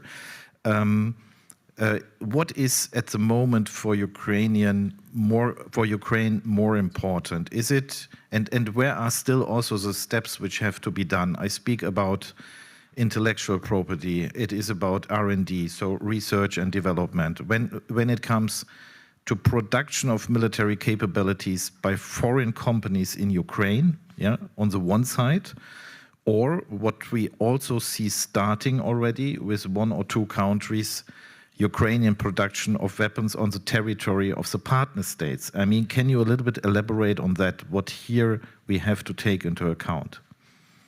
Thank you for that question, and I will come back to the industry and manufacturing, but I want to highlight on the points that Alexei was doing regarding the basically blurring the line between civilians and military in Ukraine, and having the strong impact of the Ukrainian expert and civil society onto the defense reforms. I think that's something that our European partners, EU partners, should look at as the core component to the resilience of the societies. And that's a really special thing about Ukrainian defense ecosystem, because traditionally defense has been seen as like Ministry of Defense and armed forces, right? And I think that's one of the reasons why Ukraine was given 3 days, because if the professional experts were assessing Ukrainian defense, they were assessing how strong is MOD and institutionally, which it wasn't strong, and how strong is the armed forces, and that was assessed. But the strengths of the Ukrainian civil society was never assessed, and basically all that work united, the joint effort of the Ukrainian civilian and military component, that's what keeps us alive on one hand, and allows us to develop, of course, with the support of the international community. Coming back to the industry and manufacturing, so the main problem for Ukraine, main problems, they have more structural character. So it's not like a single reform that should be done. There is a list of reforms that should be done, but there are like 2 main structural components that I can highlight in terms of the Ukrainian side. First, it's the lack of capital. So we are hearing a lot about the investment into the Ukrainian defense, but if we are then checking the numbers, these numbers would be peanuts. That would be like less than the one round of the IT companies, even like some big Ukrainian IT companies. So it's like hundreds of millions, which is totally not enough if we are talking about the development of the defense industry. And it's understandable for the investment country of war is it's not the most tempting investment target. But then another part of this structural problem is that for the most EU programs that were mentioned, Ukraine is not the equal participant of these programs. So we can be brought by other nations, but we cannot initiate and we cannot participate equally. So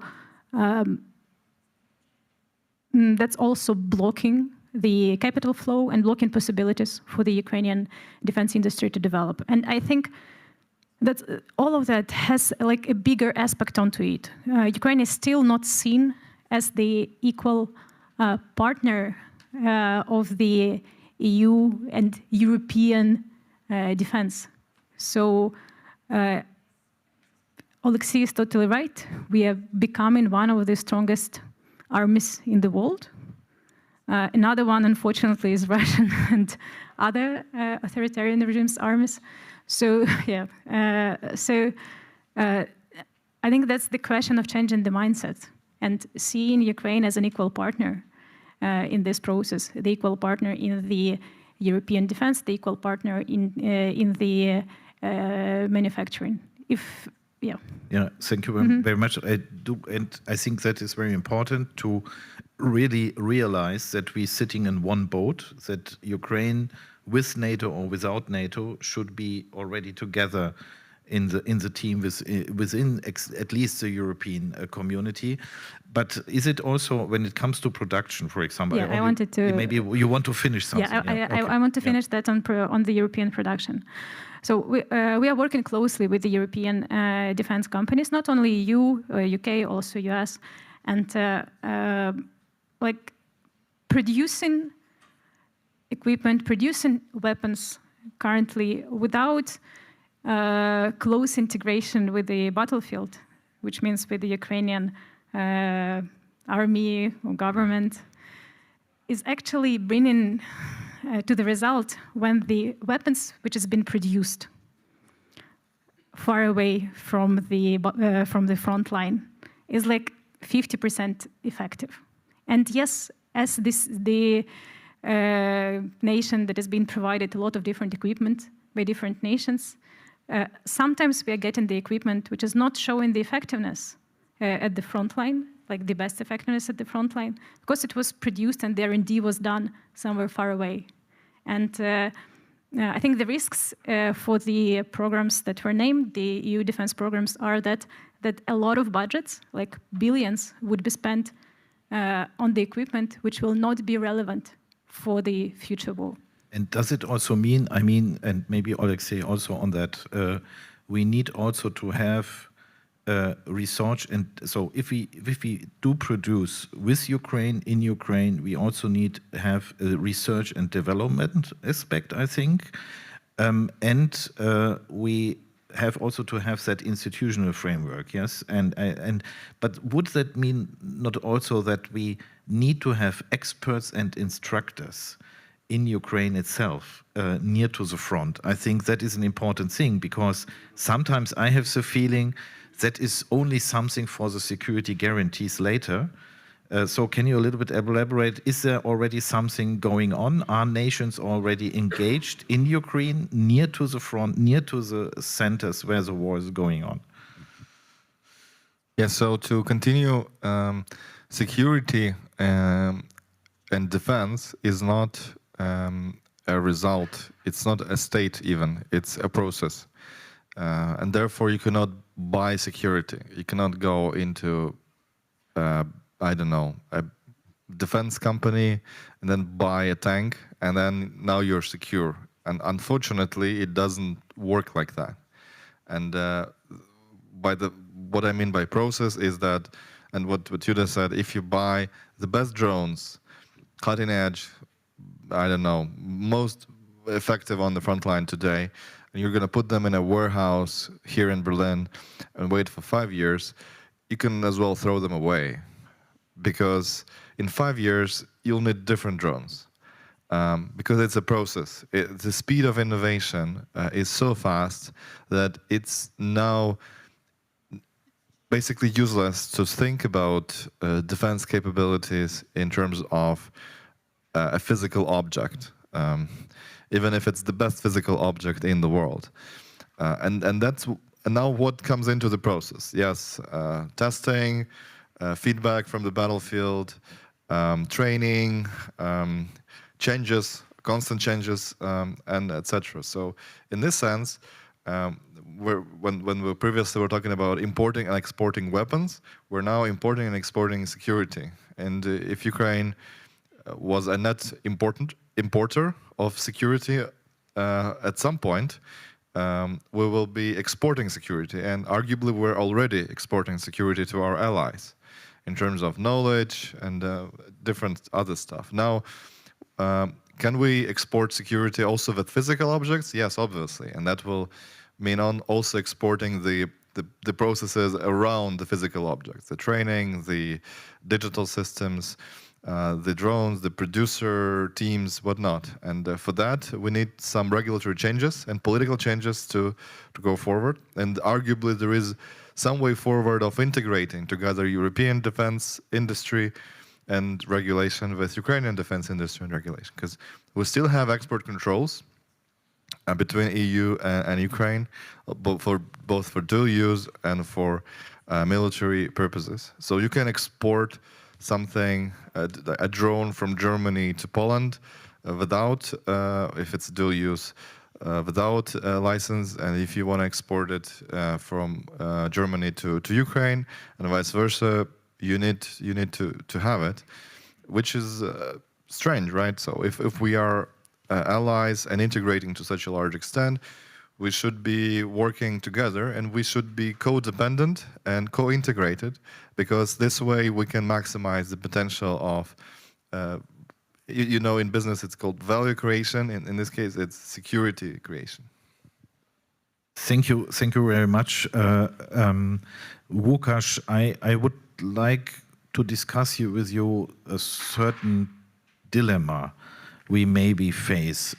Faced with the Russian threat, NATO's European partners must now strengthen their eastern flank, yeah, and under time pressure, because maybe we have only 2 years. Yes, some say until 29. I would say the next 2 years, actually, when we are still weak, is very important. For example, one very important topic is to establish now a multi-layered anti-drone defense system on the eastern flank. Partners are very interested now in the Ukrainian innovations, actually what is going now on with the interceptor drones. But we know that Ukraine is also in need of that own production very much. Ukraine is also in need to train and to have specialist operators who can manage these drones. It's not only the drone, it is also an ecosystem you need here. And on the other hand, we have countries like Finland who already have some defense system made in cooperation with Ukrainians, in permanent cooperation with Ukraine. So seeing that dilemma, that the priority at the moment has to be Ukraine, because Ukraine is keeping our eastern flank at the moment on the one hand. On the other hand, we also need to build up that, because we see the hybrid attacks of Russia into NATO countries, actually in Poland. Yes, we need to be capable, ready, and credible, but we can only do it if we have these capabilities. So what can we realistically do with Ukraine at the moment to incorporate that knowledge and innovations into our defense, into the defense in Europe, in the other European countries? Yes, I think that we can, as NATO EU members, make some purchases at the Ukrainian defense industry. For example, some drone technologies, exchange of experience, training, also better cooperation on the border. Poland is the only EU and NATO country that has common border with Ukraine, with Belarus, and with Russia. So we are in quite specific situation. We are an important hub via which aid to Ukraine is delivered, but we are also very exposed to acts of sabotage made by Russian Belarusian agents on our territory. And this creates difficult dilemmas, and social moods in Poland are also changing, not for the better way for Ukraine, because not because Poles are becoming pro-Russian, no, because Poles are afraid of Russia and think that it's time to prioritize our own defense. So the defense on the Baltic line, defense with Kaliningrad and with Belarus. And as far as Ukraine is fighting, we don't expect Russian invasion, honestly. So we should prepare, we should increase the pace of production of our defense industry. But as you rightly mentioned, Ukraine is defending Europe because Putin isn't able to make another big-scale invasion while fighting Ukraine. So, of course, every additional support for Ukraine is also investment in our own defense. And the problem for us is also we cannot figure out how situation will look like in next year. So will we have a ceasefire? The war will continue? Because if there will be a ceasefire, potentially it creates momentum for Putin to destabilize another region, for example, Baltic region, or Finland or Poland. Or maybe Kazakhstan, we don't know what Putin will do. But we know that he needs war for maintaining his leadership. So yes, this creates a lot of dilemmas. So we must do both. We must continue our aid to Ukraine. So now the European Union is seeking money. Ukraine needs 135 billion euros for the next 2 years, and member states have to decide what to do. And we have to develop our initiatives. Poland, Baltic states, and Finland are already developing defense systems on the border. European Commission proposed 2 initiatives, Eastern Flank Watch and Drone Wall. And I must say you honestly that these initiatives weren't met enthusiastically by member states, including Germany and France. So this was the initiative of Commissioner Kubilius, supported by von der Leyen after the incident with drones in Poland. But the reaction of the biggest European countries wasn't very enthusiastic. So we have to also discuss further in Europe this matter. Okay. Thank you very much. Julia, maybe on that, how do you see that? Yeah, so that we, on the one hand, should benefit but not damage Ukraine in its own defense capacities. Yeah. So to start this anti-drone conversation, I want to highlight that Ukraine was asking European Union and talking to the EU nations about creation of the joint air defense shield, which will protect the at least western territories of Ukraine and the critical infrastructure, and will give a possibility to the weapons producers on the western Ukraine at least to be protected. So my team was part of those who were advocating this concept. And even conceptually hearing about creating of the drone wall on the border of the EU, you know, instead of drone shield, together with Ukraine, is kind of also showing the mindset and is not putting us into better place of partnership and cooperation. So, but then if we are talking from the military and practical perspective, when you're stopping the Shahed, and we Ukrainians, we know it very well in this audience, that if you want to stop the drone, it's better not to do it over your head. It's better to do it somewhere far away.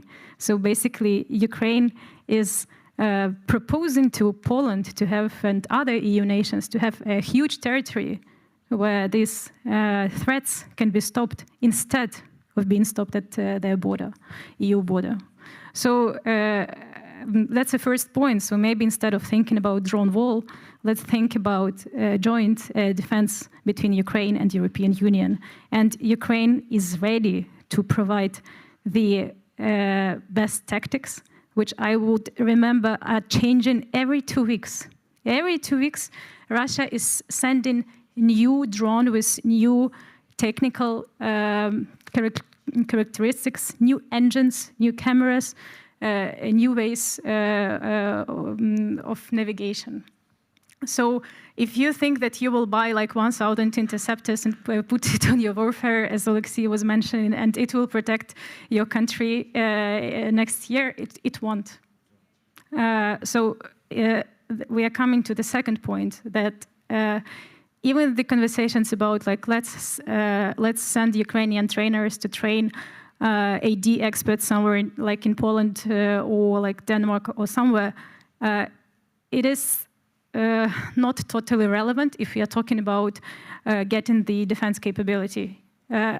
Like real defense, air defense capability would be built by a partner nation just in cooperation with Ukraine and by sending by sending the personnel to Ukraine, to the command points, sitting there, learning the tactics and changing the approach and building the defense capability together.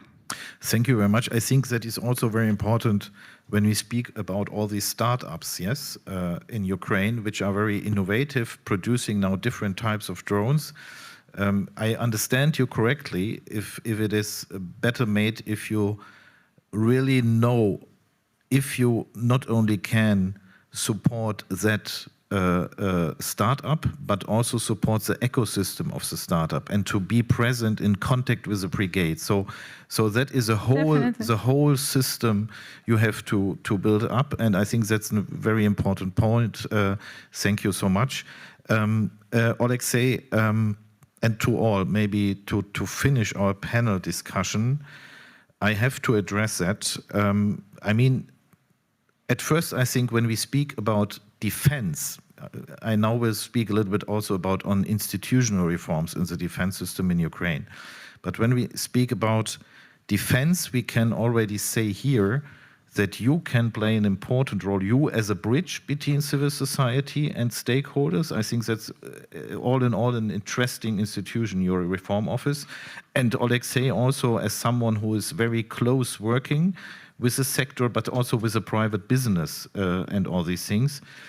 So I think at first we can already say you are also enablers of cooperation. You can also give advice to whom we should address our support or our needs or something like that.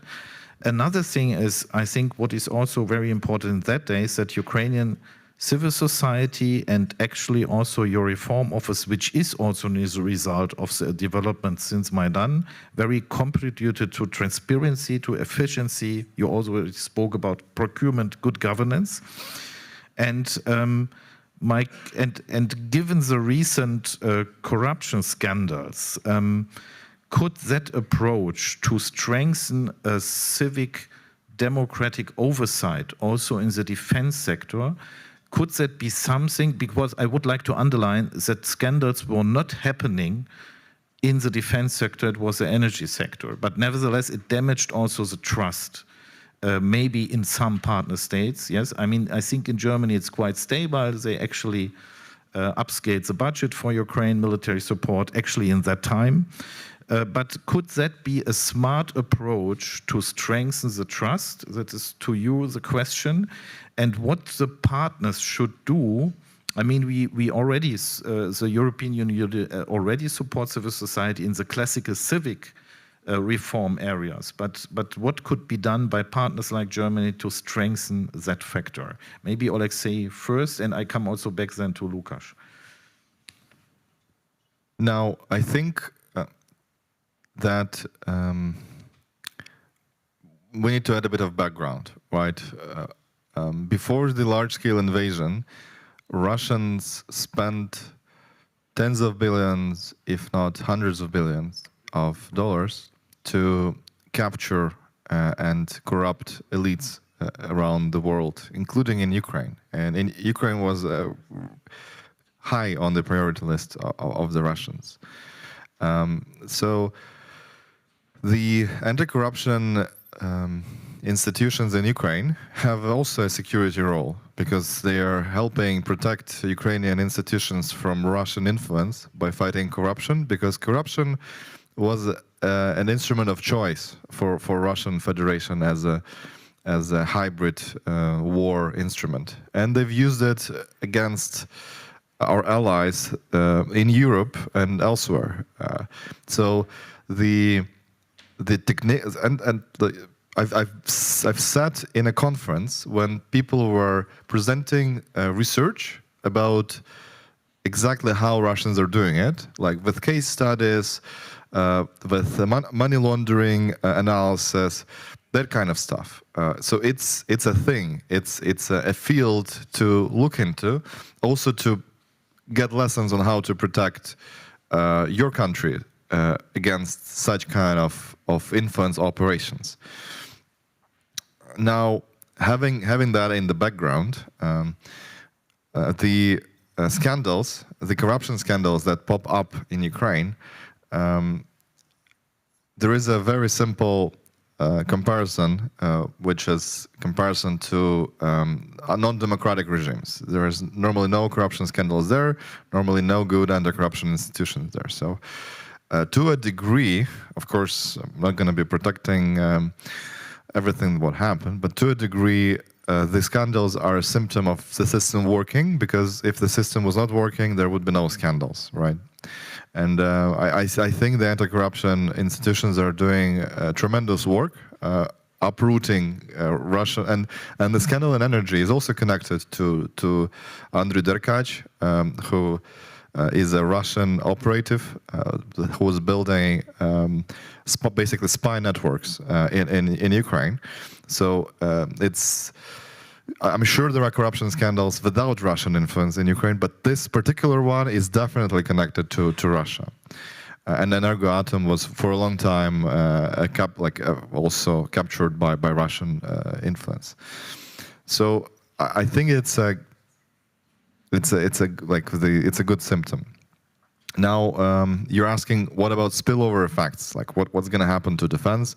And I personally was not asked a lot during this week about this, but other members of civil society and I'm sure were asked a lot. I know that from them directly.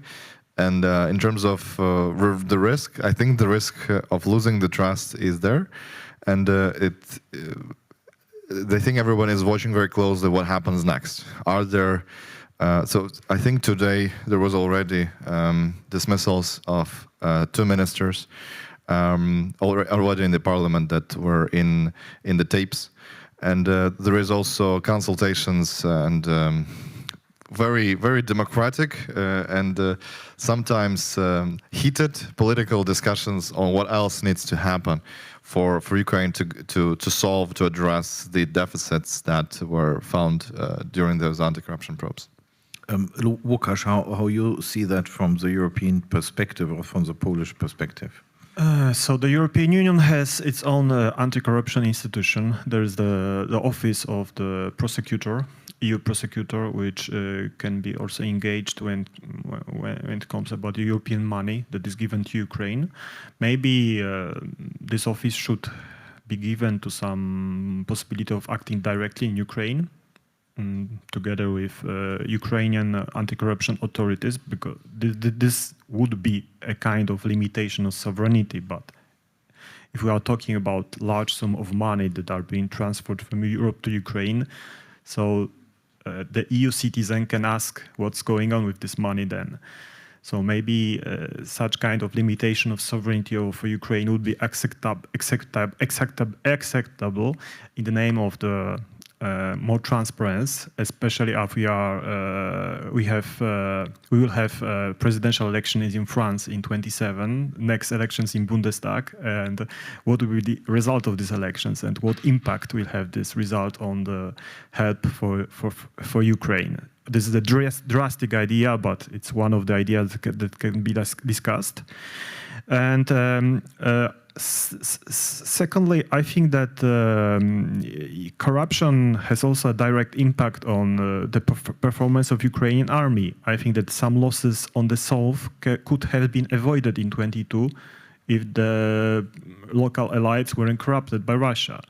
And Ukraine, Southern Front would be in better situation now. So yeah, it's really important and it had this direct impact, but as a Pole, I wouldn't like to preach too much about the situation in other countries. So it's up to Ukrainian to choose. And I would like also that more Ukrainians abroad, in Poland, in Germany, would be as active as you are and as engaged in the affairs of your country as you are here.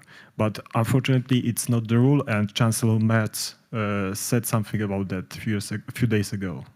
Yeah, Julia, I think it is possible, yes, that actually Ukrainian civil society, together with the state institutions, provides for that. I think so.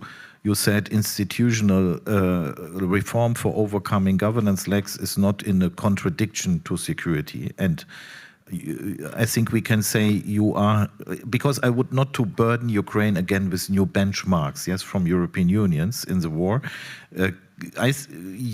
So if you got more support for bringing that component in, we could also, on Ukrainian basis, have enough control for the processes that money is come to the right end. Yeah. So first of all, reacting to your point on this corruption case, of course, it's unacceptable for the wartime, and the reaction must be strong on all levels. Then coming back on the reforms and in the defense sector.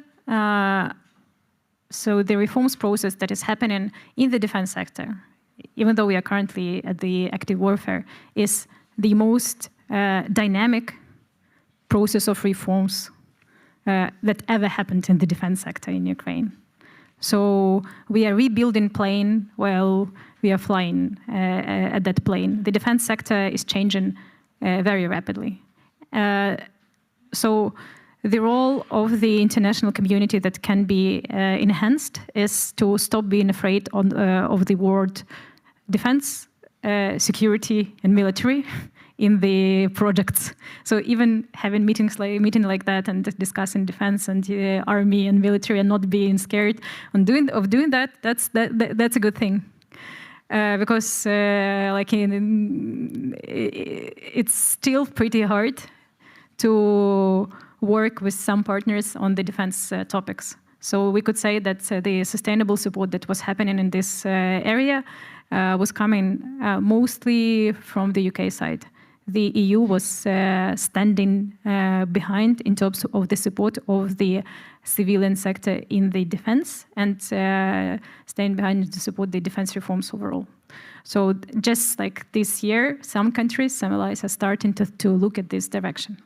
And then coming back to the question, if that would be helpful, yes, that would be helpful because Ukrainian formula to the reforms is Ukrainian civil society with international partners, sometimes private sector and academia, pushing government into the right direction, and it works.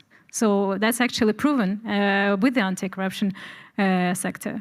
So yes, we have a horrible case of corruption, but then it's an anti-corruption institution that was built in this synergy, proves that it works.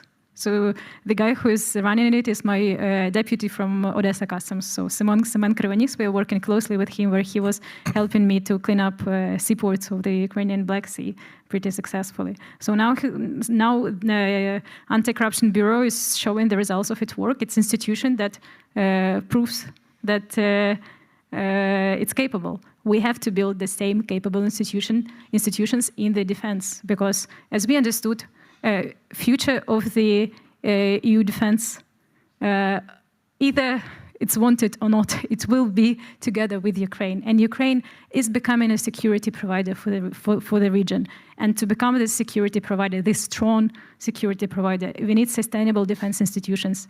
And in Ukraine, institutions are being built in the close cooperation with the experts, civil society, international partners, private sector, academia, and others. So we have this defense ecosystem that should be supported, and it will drive and is already driving the crucial reforms.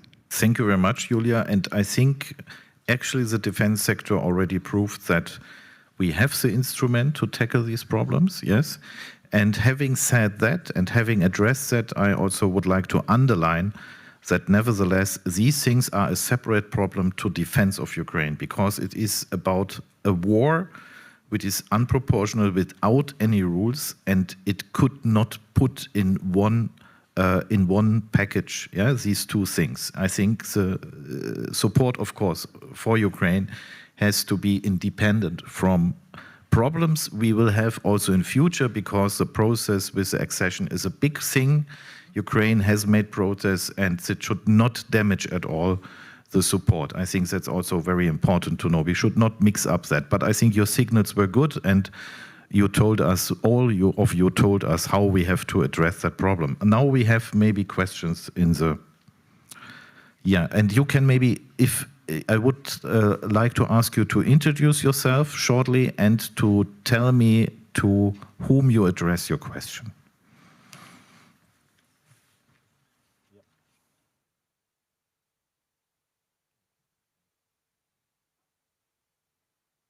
Okay, please. Achso, Bruno.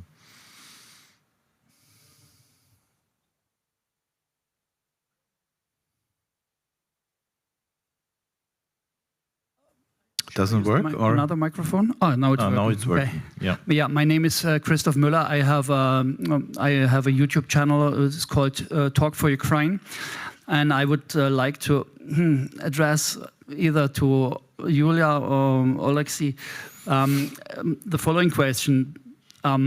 Alexandra, in the beginning, from the Rada here, said that the solution to the war, to finish the war, would be an immediate membership of NATO, of Ukraine into NATO, and the second best solution would be a quick membership into the European Union, because Putin is afraid of these institutions and the military power of those of us. And that's why as I see it, he is trying with all means to dissolve and to destroy our institutions. And so time is also a very important issue.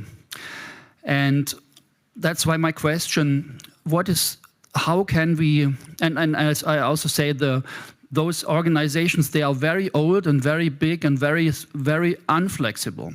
And it is not so easy to become quickly a member into those institutions, as you see. So my question is, how can you first, what would be the best thing to do? To get quickly into the European Union or NATO? Or secondly, to make another organization on your own? Because also you mentioned that Ukraine is the strongest army, military in Europe, with the quickest way of research and development and so on. And so wouldn't it be a good idea to make a known security organization with the leadership of Ukraine, and let us, the European Union, become members in those, because time is quick? So I will ask Julia for that. Okay, thank you, but we will collect maybe a few questions, yes? I know you have to, okay, then I take two more questions, because maybe, and actually to Julia, please. You was first, and then you, I think, and then there were two also. Yeah, please begin. Hello. May I ask in Ukrainian? It will be easier for me. Моє питання щодо іншого. I have a question regarding a different aspect of the safety. It's demining. We know that Ukraine is the most mined territory in the world, and we need a lot of time to demine the territory. And it would be interesting for me to know which experience you have. Are there any negotiations or initiatives how EU supports Ukraine Another question, and if possible, to Julia. Maybe you, I'm not sure who of you was first. Matthias Brückmann. I'm active in the partnership between Berlin-Pankow and the city of Rivne, and in a journalist network called Recover Ukraine. I just recently have been to Ukraine and spoke to drone producers. They told us it's not possible for Ukrainian companies to export, and it's even not possible to exchange technology. Is it right? I see it's right, okay. And the second question would be, you said local commanders are allowed to buy techniques or drones or what else for their need. How do you exclude that they are buying something which is produced by their friends and by companies they know and they're getting kickbacks? Thank you.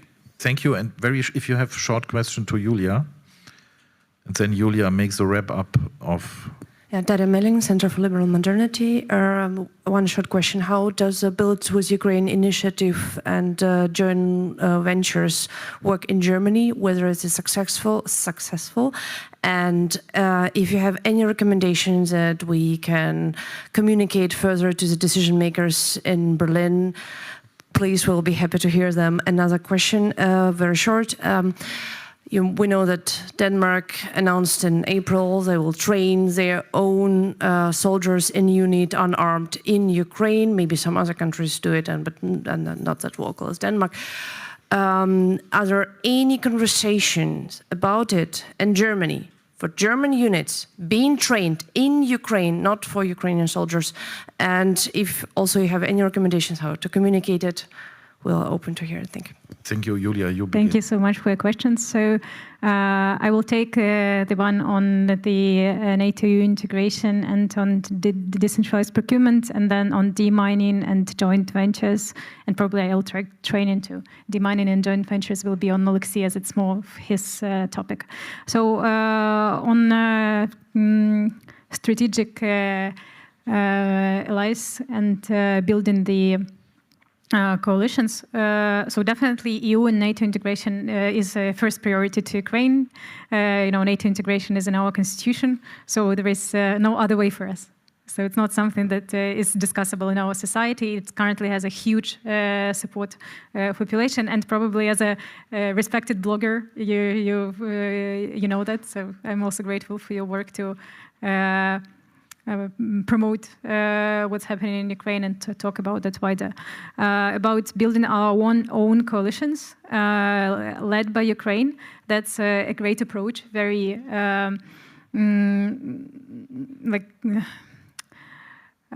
it puts Ukraine in the right place, and it is possible. And I know there are some conversations happening on this topic internally also, but from my point of view, it is very important to do the steps together with the institutional development in Ukraine. So to lead coalitions like that, it also takes, it puts a burden on the government, which is currently at war in a very reactive situation to the needs of the front line, not in the best circumstances.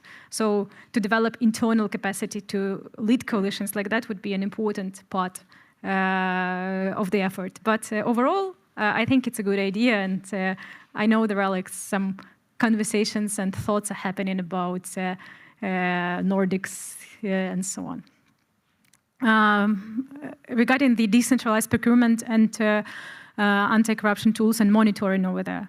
So first of all, if the brigade commander is buying something that was produced by someone he knows, if it's effective at the front line, and if it's bought through the competitive procurement procedure, which is currently implemented in the brigades, then it's not a problem. So, also take into account that the brigades, they have to, that's not that something that they are buying for their warehouse. That's something that their comrades, that the soldiers of this brigade will be fighting the next day with.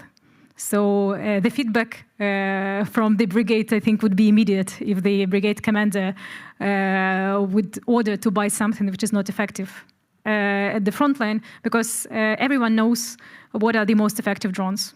If someone would buy crap on a high price, the payment for that would be human lives. So the amount of pressure which exists, you have to put it to take it into account too.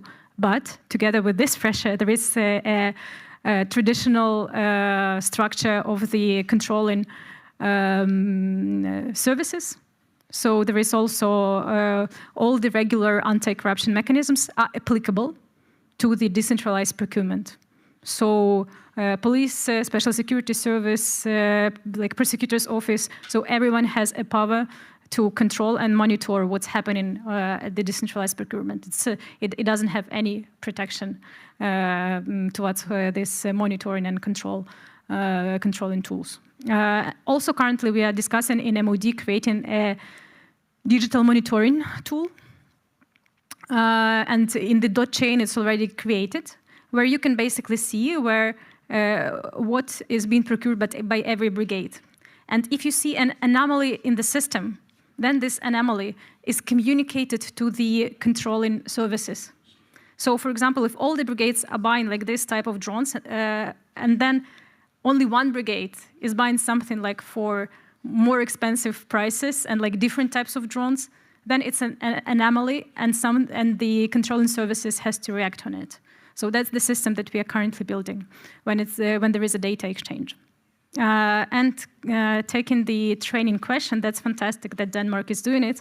I don't know if Germany is planning to do anything like that, but we think that that's the best way how the EU nations can train their armed forces, is to send their representatives to Ukraine to get the first-hand experience from our instructors. And thank you for brilliant questions and for the brilliant conference. Really appreciate it. Thank you very much. Now I let you go. Thank you.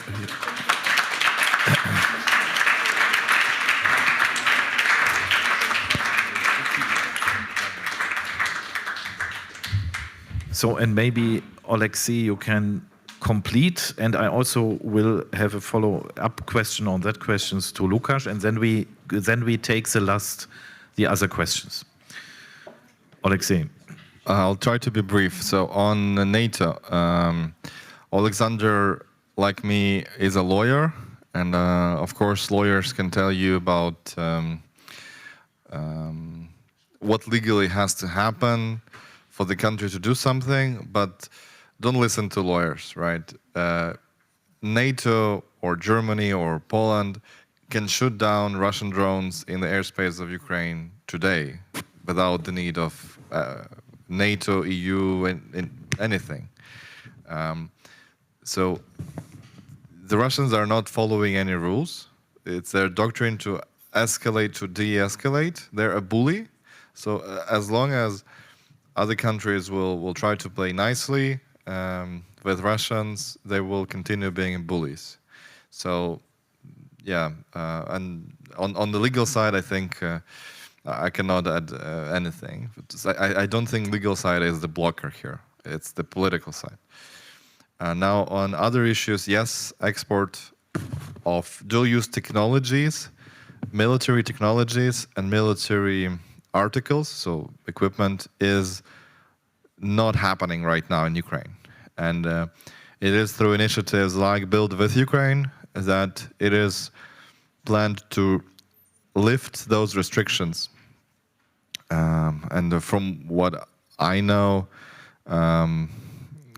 Germany is, of course, widely discussed to be part of the Build with Ukraine initiative. Now, legally, there's been some changes and some, like defense city law that's been signed to simplify some of the procedures around exports. But yes, there is homework on Ukrainian side to make it possible legally to do joint ventures and export of technologies and export of drones and other material.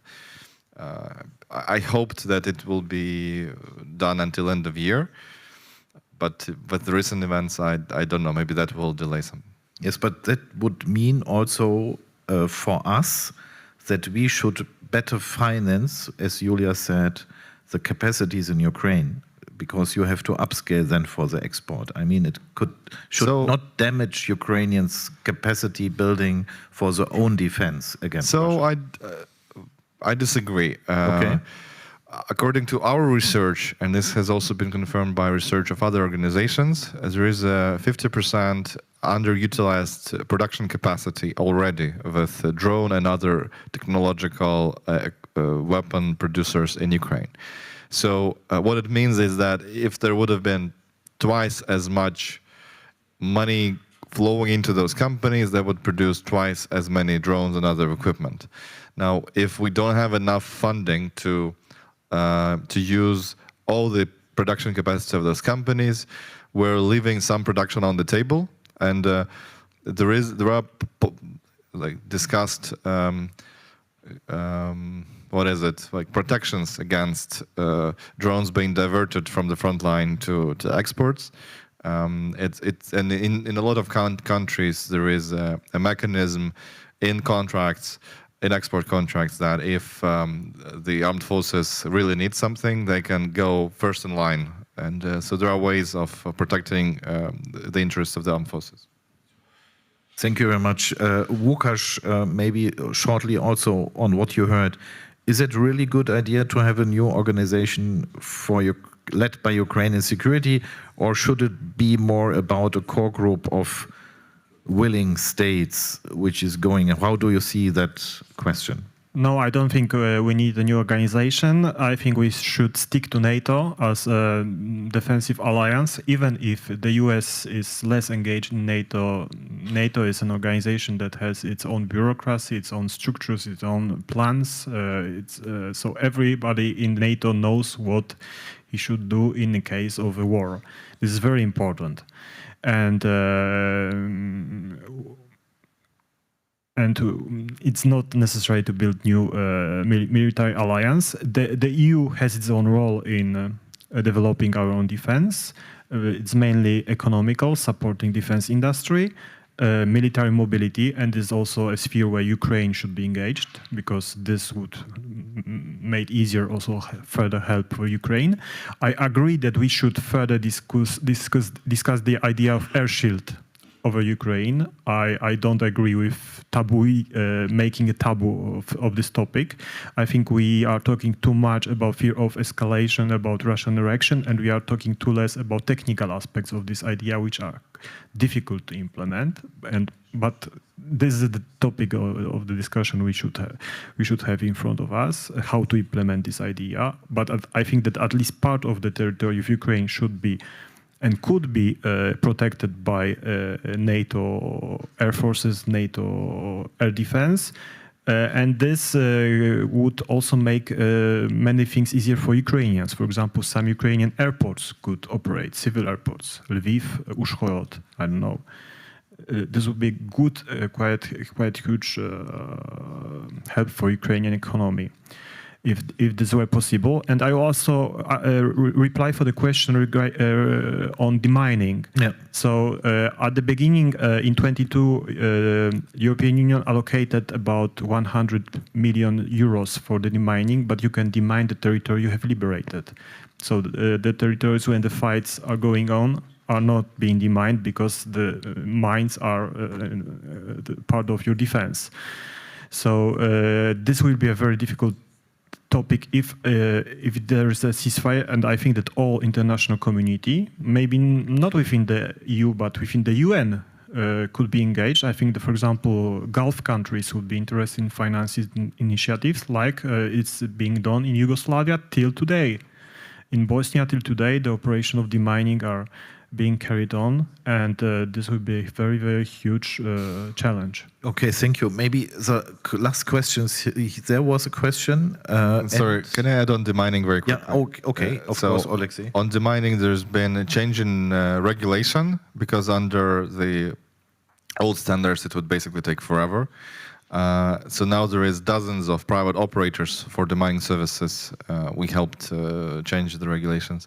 And also there is funding made available from the state budget, also with the support of international partners, providing macrofinancial support, but a program where the government pays to those providers for demining.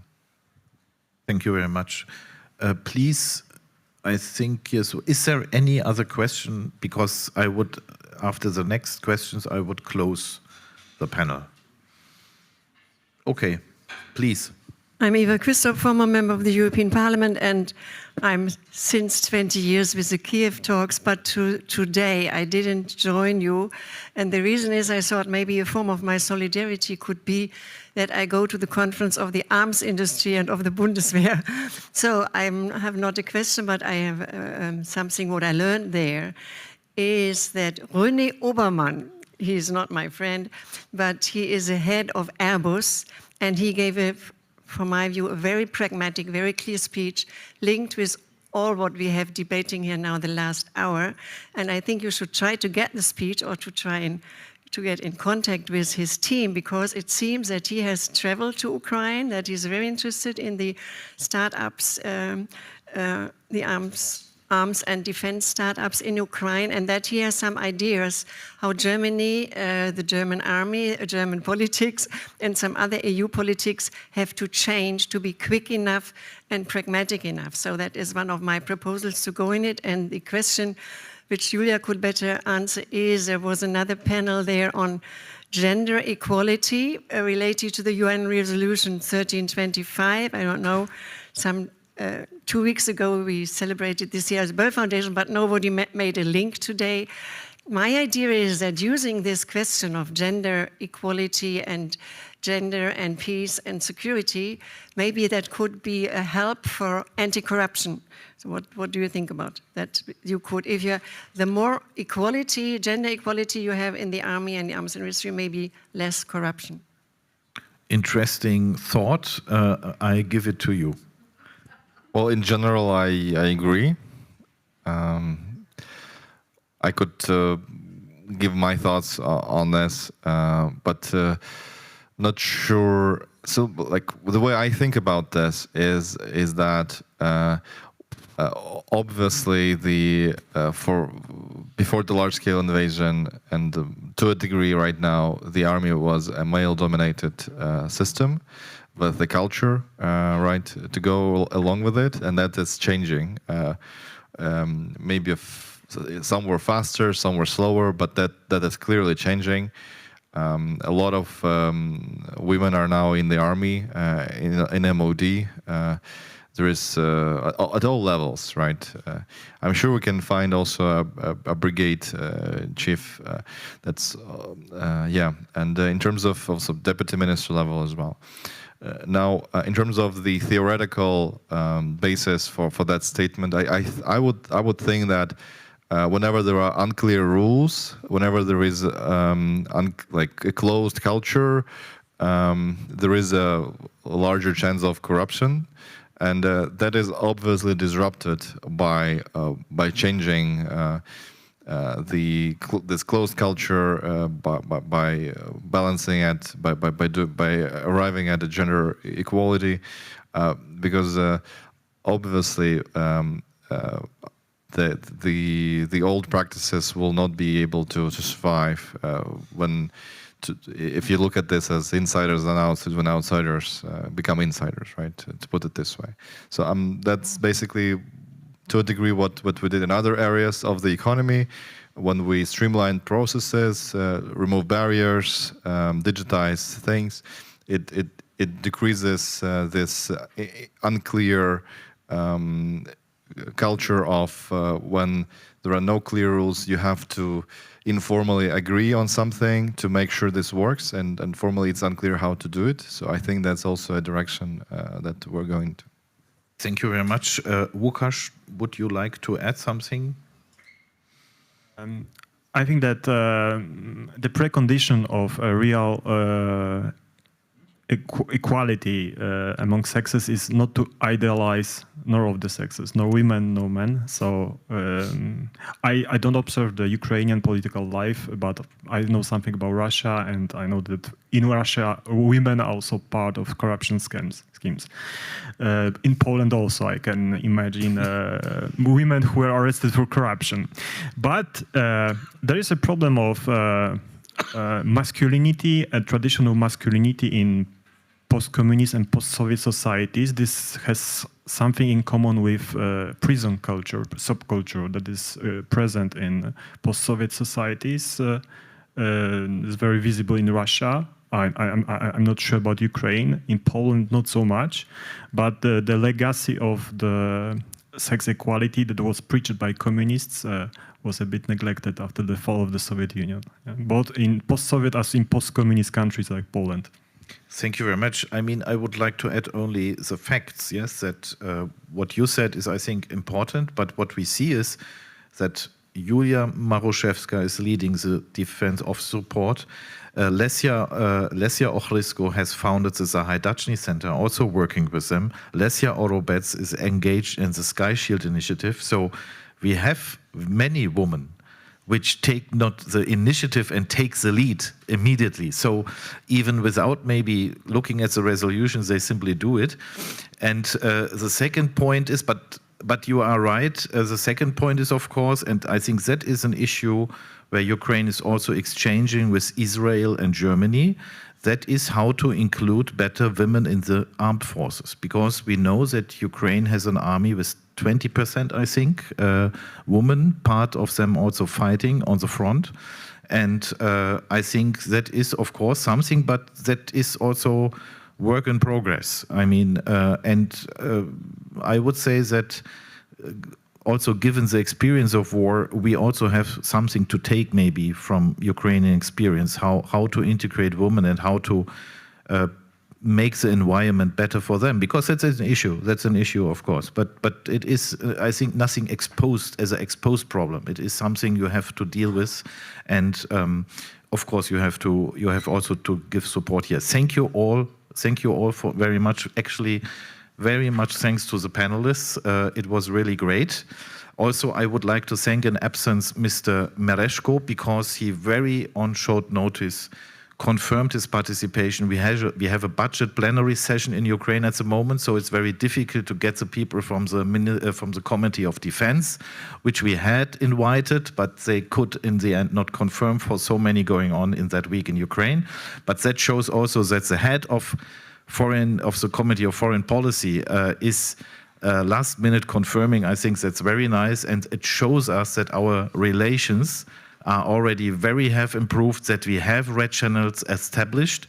And thank you all for your nice inputs, for your great questions, for your patience, and for your discussions. Thank you very much.